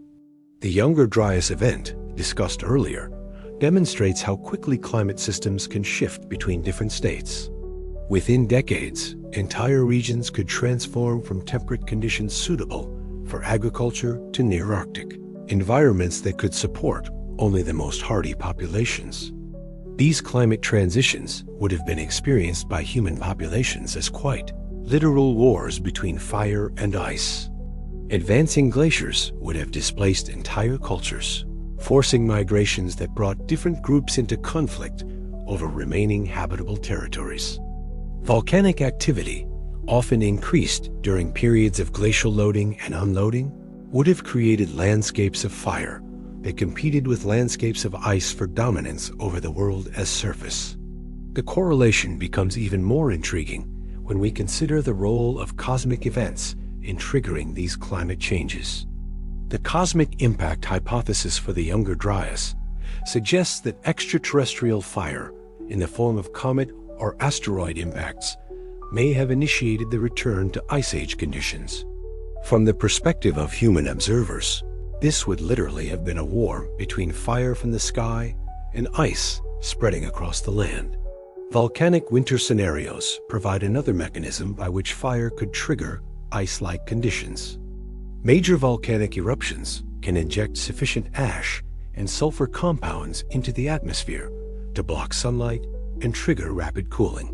The eruption of Mount Toba, approximately 74,000 years ago, may have created a volcanic winter lasting several years, pushing human populations to the brink of extinction.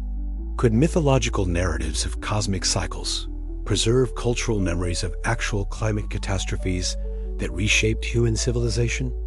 The timing of various destruction myths often seems to align with known periods of dramatic environmental change. The flood narratives discussed earlier correspond to post-glacial sea level rise. Fire and ice mythologies might preserve memories of volcanic winters, impact events, or the dramatic climate transitions that marked the end of ice ages. The Hindu concept of kalpa cycles describes cosmic periods lasting millions of years, while Mayan world age calculations align surprisingly well with astronomical cycles of precession and orbital variation. These mythological systems might preserve not just archetypal patterns, but actual astronomical knowledge about long-term climate drivers, the Milankovitch cycles of orbital variation that control ice age timing, the galactic alignment cycles that might influence cosmic ray exposure or other astronomical factors that affect Earth's climate systems. Indigenous traditions worldwide describe previous world ages that ended in specific types of catastrophe, often with remarkable consistency in their descriptions of the mechanisms involved. The Hopi speak of previous worlds destroyed by ice, fire, and flood, while maintaining that we currently live in the fourth world, which will also face destruction before the fifth world begins. As we trace these cyclical narratives through human memory, we encounter the possibility that mythological descriptions of cosmic destruction and renewal may encode humanity's deepest memories of actual catastrophic events. Whether these stories preserve psychological archetypes, climate memories, or both simultaneously, they remind us that human civilization exists within natural systems that operate according to cycles far longer than individual human lifespans. The war of fire and ice continues in the deeper patterns of Earth's climate system, playing out over timescales that stretch human comprehension, but leave their traces in the mythological memory systems that preserve our species' longest cultural inheritance. In the beginning was the Word, according to Genesis, and that Word spoke creation into existence with the power of divine sound. Across the ocean and millennia, Hindu cosmology describes the sacred syllable, Om, as the fundamental vibration from which all reality emerges and into which it will eventually return. In the frozen north, Norse tradition tells of the great horn Jallarhorn, whose blast will announce the beginning of Ragnarok and the end of all worlds. Sound occupies a unique position in human mythological consciousness, not just as a metaphor for creative power, but as the actual mechanism by which cosmic forces operate. Thunder gods wield sonic weapons that can shatter mountains.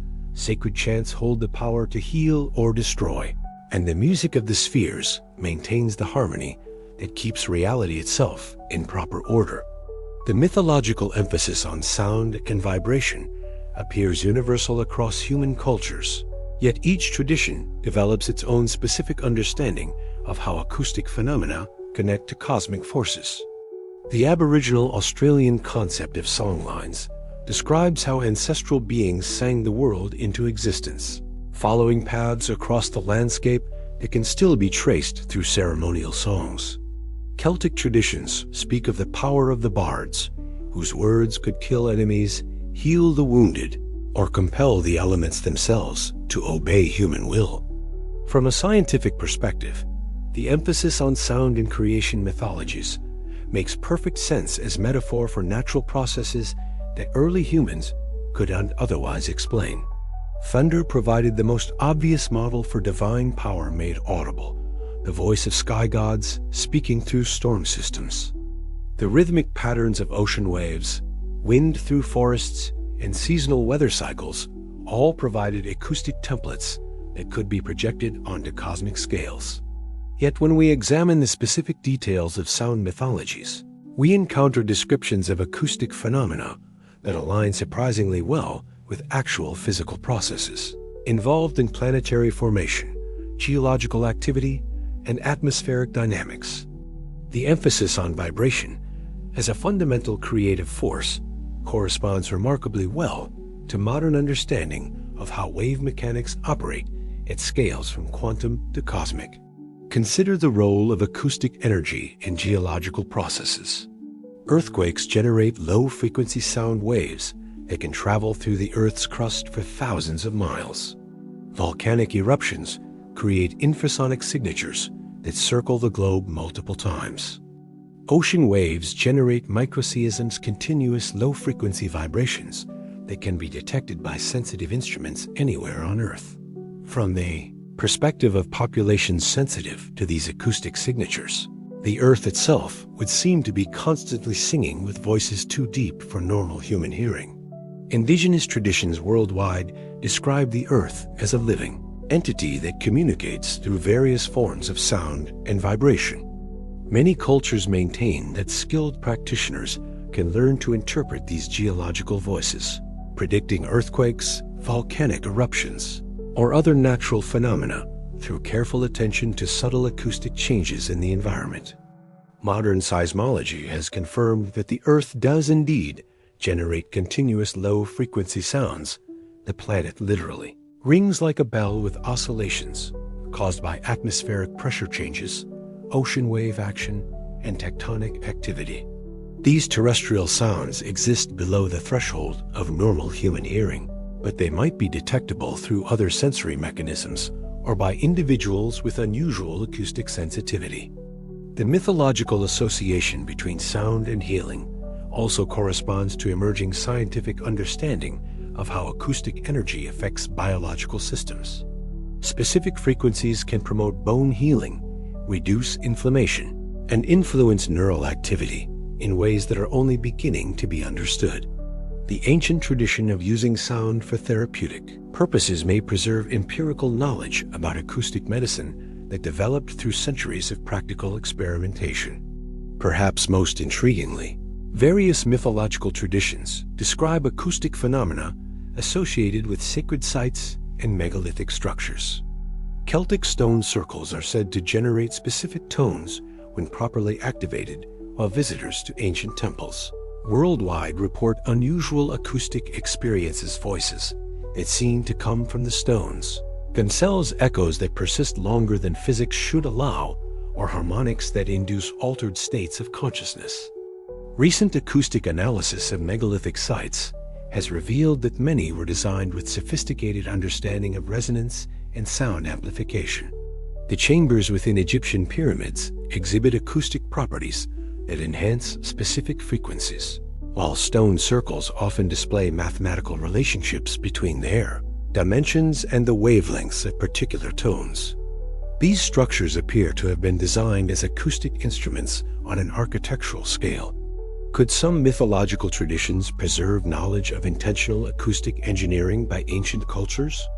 The precision of acoustic design at sites like Newgrange in Ireland or Chavin de Huantar in Peru suggests familiarity with sound propagation principles that weren't supposedly understood until modern times. The builders incorporated acoustic effects that enhance ritual activities, create psychoactive experiences, or demonstrate advanced understanding of how sound affects human consciousness. The alternative archaeology hypothesis proposes that some megalithic sites represent monuments to lost acoustic technologies, devices designed to generate, focus, or utilize sound energy for purposes we don't yet understand. From this perspective, mythological references to sonic weapons, healing sounds, or voices of the gods might preserve memories of actual acoustic technologies that exceeded current capabilities. As we listen for echoes of these ancient sounds, we encounter the possibility that human understanding of acoustic phenomena may extend much deeper into prehistory than conventional timelines assume. Whether preserved as mythological memory, encoded in megalithic architecture, or maintained through indigenous traditions, knowledge of sound as power to affect physical reality may represent one of our species' oldest scientific achievements. The words fade into silence, but their vibrations continue to resonate through the structures of matter and memory, reminding us that the relationship between sound and reality may be more profound than modern science has yet discovered. High on the slopes of Mount Parnassus, in a chamber carved from living rock, the Pythia sits upon her sacred tripod and breathes deeply of the sweet vapor rising from the fissures beneath the temple floor. Her eyes roll back, her voice transforms into something not quite human, and through her lips flow prophecies that will shape the destiny of empires. For over 1,000 years, the oracle at Delphi serves as the most influential voice in the ancient world, consulted by kings and commoners alike who journey hundreds of miles to hear the god Apollo speak through his chosen priestess. The classical historians provide detailed accounts of the oracle's prophetic sessions, describing how the Pythia would descend into the temple's innermost chamber, where vapors rising from the earth would induce the trance state necessary for divine communication. Plutarch, who served as a priest at Delphi, wrote extensively about the pneuma, the sacred breath that enabled prophetic revelation. Yet for centuries, scholars dismissed these accounts as religious fiction, assuming that no actual geological phenomenon could explain the reported effects. The rational interpretation treated the oracle as elaborate theater designed to legitimize the political influence of Delphi's priesthood. Skeptical historians argued that the Pythia's prophecies were carefully crafted political statements disguised as divine revelation, while the trance states were either faked or induced through psychological manipulation rather than any genuine chemical mechanism. This skeptical framework dominated academic thinking about Delphi for generations, reinforced by early geological surveys that found no evidence of gas emissions or volcanic activity in the region. If no vapors actually emerged from the temple floor, then the ancient accounts must be mythological elaboration rather than historical documentation. The breakthrough came in the 1990s when geologist Gilles de Boer and archaeologist John Howell began systematic investigation of Delphi's geological setting using modern analytical techniques. Their research revealed that the temple sits directly above the intersection of two major fault lines, creating geological conditions that could indeed generate gas emissions from deep underground sources. Chemical analysis of spring water from the temple area detected significant concentrations of ethylene A, gas known to produce euphoric and hallucinogenic effects when inhaled in small quantities. Ethylene occurs naturally in geological systems and can accumulate in underground chambers before being released through surface fissures. The specific geological configuration at Delphi would have been ideal for concentrating and releasing this psychoactive gas in ways that matched ancient descriptions of the oracle as vapor. The discovery vindicated the ancient historians' accounts while providing a natural explanation for the oracle's prophetic abilities. The Pythia wasn't receiving divine inspiration, but experiencing chemical intoxication that produced altered states of consciousness interpreted as divine communication. The geological mechanism explained both the specific location of the oracle and the particular effects reported by ancient witnesses. Yet this scientific explanation raises as many questions as it answers about the relationship between natural phenomena and religious experience. The fact that ethylene gas emerged precisely at the site where Greeks established their most important oracle suggests either extraordinary coincidence or sophisticated understanding of geological processes by ancient peoples who supposedly lacked scientific knowledge of underground chemistry. How did the original founders of the Delphic oracle know that this particular location would produce the desired prophetic effects? The establishment of the temple predates any written records of its founding, suggesting that knowledge of the site as unusual properties was passed down through oral tradition from even earlier periods. This implies empirical investigation and geological understanding that challenges assumptions about ancient scientific capabilities. Furthermore, the oracle's prophetic accuracy, while often exaggerated in later accounts, appears to have been sufficient to maintain political influence for over a millennium. This suggests that the ethylene-induced trance states, combined with the information-gathering capabilities of Delphi's priesthood, created a genuine intelligence operation disguised as religious revelation. The oracle's vapors have long since ceased. Geological changes apparently sealed the gas emissions sometime during the Roman period, coinciding with the decline of Delphi's prophetic reputation. Yet the site reminds us that the boundary between natural phenomenon and religious experience may be more complex than either ancient believers or modern skeptics assume.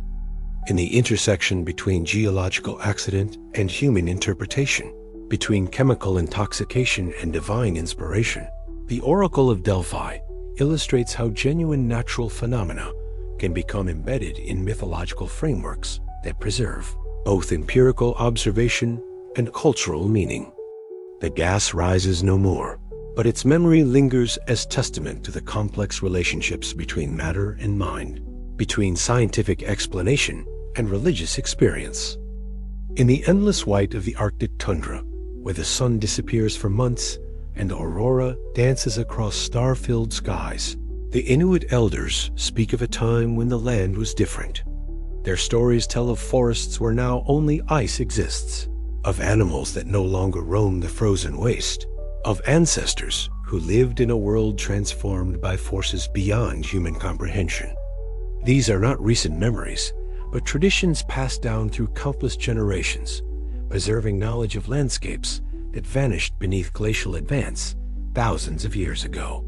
The Netsilik people of the Central Arctic describe hunting grounds that now lie beneath permanent ice sheets, speaking of valleys rich with game and vegetation that their ancestors knew before the Great Cold came. Their oral maps preserve detailed geographical knowledge of features that haven't been visible for millennia: river systems, mountain passes, and coastal configurations that exist now only under hundreds of feet of glacial ice. Across the circumpolar north, indigenous cultures maintain similar traditions of environmental change and landscape transformation. The Sami of northern Scandinavia tell of the time when reindeer migration routes followed paths now blocked by glaciers. Siberian peoples describe hunting territories that disappeared when the ice expanded, forcing their ancestors to adapt to entirely different environmental conditions. Conventional anthropology interprets these Arctic traditions as mythologized accounts of relatively recent climate variations, the Little Ice Age of the medieval period, or normal fluctuations in local ice conditions that would be within the range of cultural memory.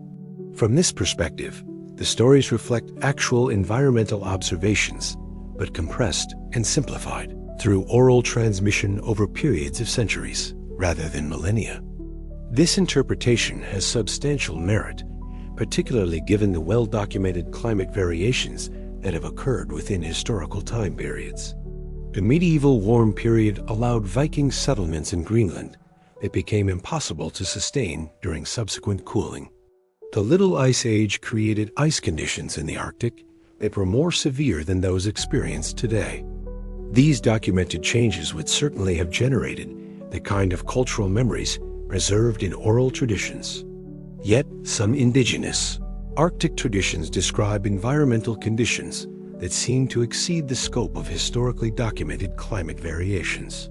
They speak of periods when the Arctic supported forests similar to those found hundreds of miles south today, when massive animals roamed regions that have been tundra or ice for thousands of years, when sea levels and coastline configurations were dramatically different from current conditions. These descriptions align remarkably well with what paleoclimatologists have discovered about Arctic conditions during earlier interglacial periods. The Eemian interglacial, approximately 125,000 years ago, created Arctic temperatures several degrees warmer than today, supporting boreal forests within the Arctic Circle and reducing ice sheets to fractions of their current size. Even more recently, a mid-Holocene thermal maximum, roughly 6,000 to 9,000 years ago, created significantly warmer Arctic conditions than those experienced today.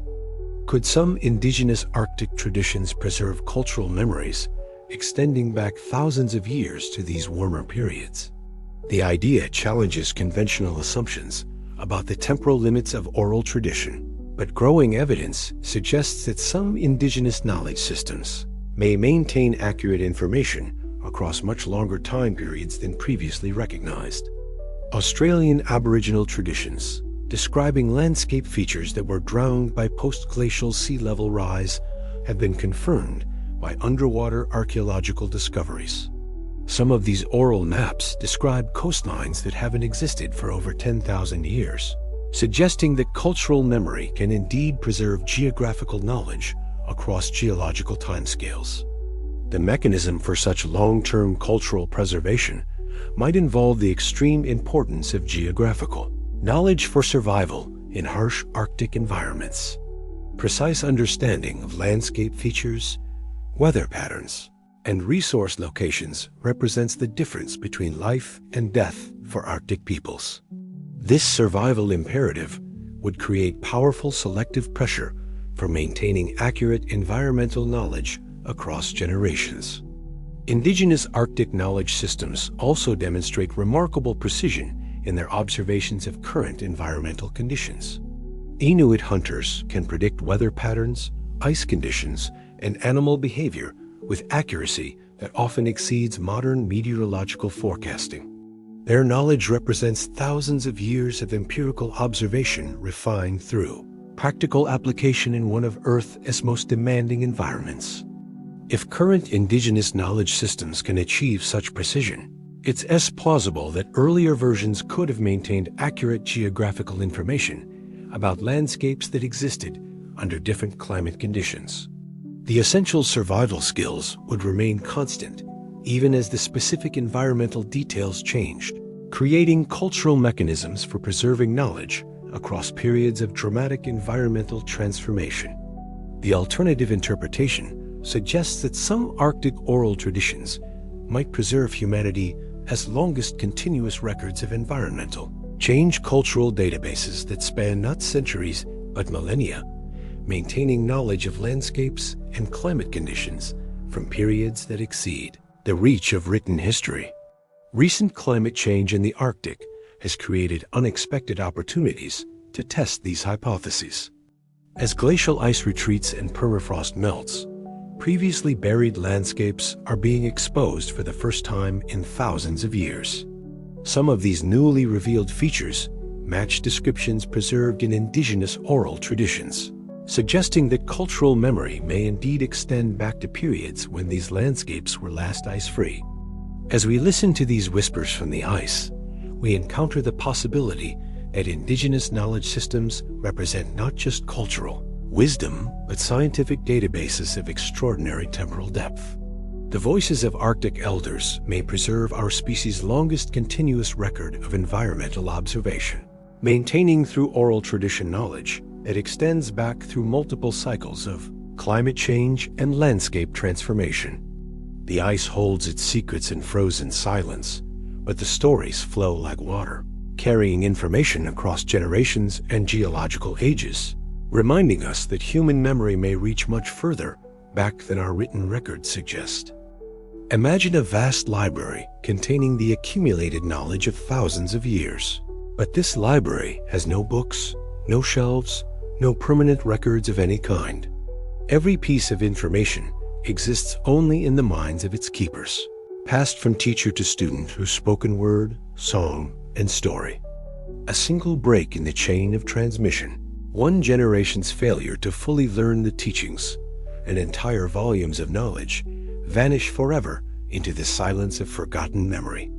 This is the reality of oral tradition humanity as original information storage system and the medium through which our species preserved its accumulated wisdom for the vast majority of its existence. For hundreds of thousands of years before the development of writing, every piece of human knowledge, practical skills, historical memories, spiritual insights, geographical information, astronomical observations survived only through the fragile medium of human memory and the uncertain process of cultural transmission. The limitations of this system are obvious and profound. Memory is fallible, selection is inevitable, and each act of transmission introduces the possibility of error, omission, or creative elaboration. Like a centuries-long game of telephone, information changes as it passes through successive generations of storytellers, with details shifting, meanings evolving, and facts transforming into fiction or fiction, crystallizing into apparent fact. Modern literate cultures tend to view oral tradition with deep skepticism, assuming that information transmitted through such mechanisms must be unreliable by definition.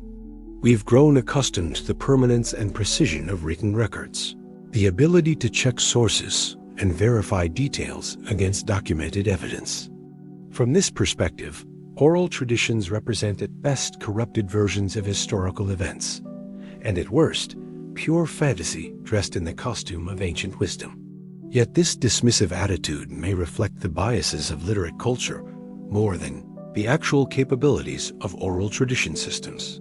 Recent research into indigenous knowledge preservation has revealed that oral cultures develop sophisticated techniques for maintaining information. Accuracy across generations, mnemonic devices, cross-checking mechanisms, and social structures specifically designed to preserve crucial knowledge. The Aboriginal Australian songline tradition demonstrates remarkable precision in maintaining geographical information across thousands of years. These oral maps describe landscape features, water sources, and travel routes with accuracy that matches or exceeds modern cartographic surveys. The songs preserve not just general geographical knowledge, but specific details about resource locations, seasonal variations, and environmental changes that have proven reliable when tested against contemporary observation. Similarly, Polynesian navigation traditions maintain precise knowledge of ocean currents, wind patterns, and stellar positions that enabled accurate travel across thousands of miles of open ocean. This knowledge was preserved entirely through oral instruction, yet it achieved levels of precision that allowed successful voyages between islands separated by vast distances. The accuracy of Polynesian navigation demonstrates that oral tradition can preserve complex technical information with remarkable fidelity. The mechanisms that enable such precision include redundancy, cross-referencing, and social validation. Important knowledge is embedded in multiple stories, songs, and ceremonies, creating backup systems that protect against information loss. Different community members specialize in different aspects of the tradition, allowing for cross-checking and error correction. Social rituals and seasonal ceremonies provide regular opportunities to rehearse and verify crucial information. Perhaps most importantly, oral traditions that preserve practical survival information are subject to constant empirical testing. Navigation knowledge must work in practice or voyagers die at sea. Geographical information must accurately describe real landscapes or travelers become lost. Medical knowledge must effectively treat illnesses or patients suffer. This practical feedback creates powerful selective pressure for maintaining accuracy in traditions that deal with empirically verifiable information. But oral traditions preserve more than just practical knowledge. They also maintain historical memories, mythological narratives, and cultural interpretations that resist easy verification. These elements of oral tradition are more susceptible to transformation over time, as storytellers adapt narratives to changing cultural contexts, political circumstances, or audience expectations. The challenge lies in distinguishing between the historically accurate and the mythologically elaborated elements within oral traditions. This requires careful analysis of internal consistency, cross-cultural comparison, and correlation with independent evidence from archaeology, geology, or other sources. The process is complex and often ambiguous, requiring sophisticated judgment about the relative reliability of different types of traditional knowledge. Yet even the mythologically elaborated elements of oral tradition may preserve valuable historical information in transformed form. As we've seen throughout this investigation, mythological narratives often encode memories of real events, geological processes, astronomical observations, or cultural encounters that have been transformed through the storytelling process, but retain essential factual cores. The oral tradition system also creates unique opportunities for information preservation across catastrophic events that might destroy written records. Libraries burn, archives flood, civilizations collapse, but oral traditions can survive in the minds of refugees, travelers, and displaced populations who carry their cultural knowledge to new locations and circumstances. This resilience comes at the cost of precision and detail, but it may allow certain types of information to survive across much longer time periods than written records could maintain. The essential patterns, the crucial relationships, the fundamental insights can persist even when specific details are lost or transformed.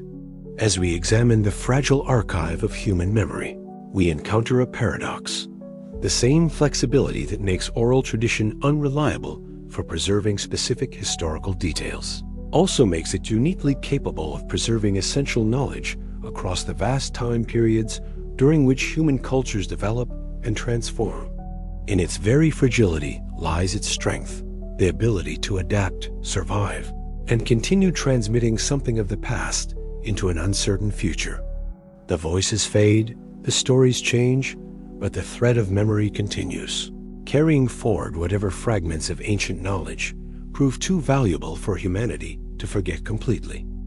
As dawn breaks over the contemporary world, we find ourselves surrounded by the artifacts of unprecedented technological achievement: satellites, circling overhead fiber optic cables, carrying information at light speed, quantum computers processing calculations that would have seemed magical to any previous generation. We live in an age of documented history, of scientific precision, of empirical verification that seems to have finally freed us from dependence on myth and legend for understanding reality. Yet in this very moment of apparent enlightenment, we're creating new mythologies that future ages may struggle to decode. Our digital communications may prove more fragile than oral tradition, dependent on infrastructure that requires constant maintenance, encoded in formats that become obsolete within decades, stored on media that deteriorates faster than carved stone or patient memory. The internet, which seems permanent and accessible, may leave fewer recoverable traces for future archaeologists than the cave paintings created by our hunter-gatherer ancestors. Consider what myths future civilizations might create about our age if our technological infrastructure collapsed and our records became inaccessible. They might tell stories of a time when humans could speak instantly across vast distances, when images could be captured and transmitted through the air, when machines could think and calculate faster than human minds. To populations who had lost the technical knowledge to understand our achievements, these stories would sound like fantasies about magical powers and supernatural abilities. The internet itself might become mythologized as a global mind that once connected all humanity, while smartphones could be remembered as small magical devices that allowed communication with distant spirits. Our satellites might be recalled as artificial stars placed in the sky by ancient gods, and our understanding of DNA might transform into legends about the secret names of life itself. This speculative exercise illuminates how easily technological achievement can transform into mythological memory when the supporting knowledge systems disappear. It suggests that the myths we've investigated throughout this exploration might indeed preserve memories of capabilities and achievements that were once real but became incomprehensible to subsequent populations who lacked the technical framework to understand them. The question that has haunted this entire investigation now returns with renewed urgency. If myths hide real events, what events from our own era are destined to become the myths of future ages? And conversely, what technologies, knowledge systems, or achievements from previous ages might be hidden within the myths we've inherited from the distant past? The evidence we've examined offers no definitive answers, only tantalizing possibilities that stretch the boundaries of conventional historical understanding. The global flood narratives that might preserve memories of post-glacial sea level rise. The giant mythologies that could encode encounters with extinct megafauna or unknown human populations. The sky god traditions that might maintain recollections of advanced ancient astronomy or something more extraordinary still. Each piece of evidence admits multiple interpretations. Each correlation could result from coincidence rather than causation. Each similarity might reflect universal human psychology rather than shared historical experience. The rational skeptic can explain away every anomalous detail, every intriguing parallel, every suggestion that myths contain more historical truth than conventional wisdom assumes. Yet the accumulation of such details creates a pattern that resists easy dismissal. The global consistency of certain mythological themes, the precision of astronomical knowledge embedded in ancient narratives, the correlation between mythological descriptions and geological or archaeological discoveries, the preservation of accurate geographical information in oral traditions spanning thousands of years. Perhaps the most profound insight from this investigation is not any specific historical claim, but rather a recognition of how much we still do understand about human memory, cultural transmission, and the relationship between myth and reality. We're only beginning to appreciate the sophistication of oral tradition systems, the time depths across which cultural knowledge can be preserved, and the complex mechanisms by which historical events can transform into mythological narratives while retaining essential factual cores. The boundaries between history and mythology, between documented fact and cultural memory, between scientific knowledge and traditional wisdom may be far more permeable than academic disciplines assume. In our compartmentalized world of specialized expertise, we may have lost sight of the holistic understanding that allowed previous cultures to weave together empirical observation, practical knowledge, and meaningful narrative into integrated worldviews. As we stand at this moment of transition between technological ages, we have an unprecedented opportunity to examine our own myth-making processes while they occur. We can observe how contemporary events transform into cultural narratives, how technological achievements become embedded in popular consciousness, and how the stories we tell about ourselves encode both factual information and cultural interpretation. This self-awareness might help us become better interpreters of the mythological inheritance we've received from previous ages. By understanding our own processes of cultural memory creation, we might develop more sophisticated tools for distinguishing between the historically accurate and the mythologically elaborated elements within ancient narratives. The myths continue to speak across the centuries, their voices carrying whatever fragments of ancient truth have survived the long journey through human memory. Whether they preserve the wisdom of forgotten civilizations, the observations of careful ancestors, or the eternal patterns of human psychology, they remind us that the past may be far stranger and more complex than our current understanding suggests. In the end, perhaps the most important question is not whether myths hide real events, but whether we are wise enough to listen to what they are trying to tell us about the depths of human experience and the mysteries that still surround our understanding of our own species' journey through time. The fire burns low, as it has for countless thousands of years, but the stories continue, carrying their cargo of possibility across the threshold between the known and the unknown, between the documented and the imagined, between the past we think we understand and the future that remains to be written. If you found yourself drawn into this labyrinth of possibility, if these ancient echoes have stirred something in your own curiosity about the relationship between myth and memory, perhaps you'll continue exploring these questions that hover at the edges of conventional knowledge. The investigation never truly ends. It only pauses between one telling and the next, waiting for new voices to take up the eternal human quest to understand where we've come from and what truths might be hidden in the stories we refuse to let die.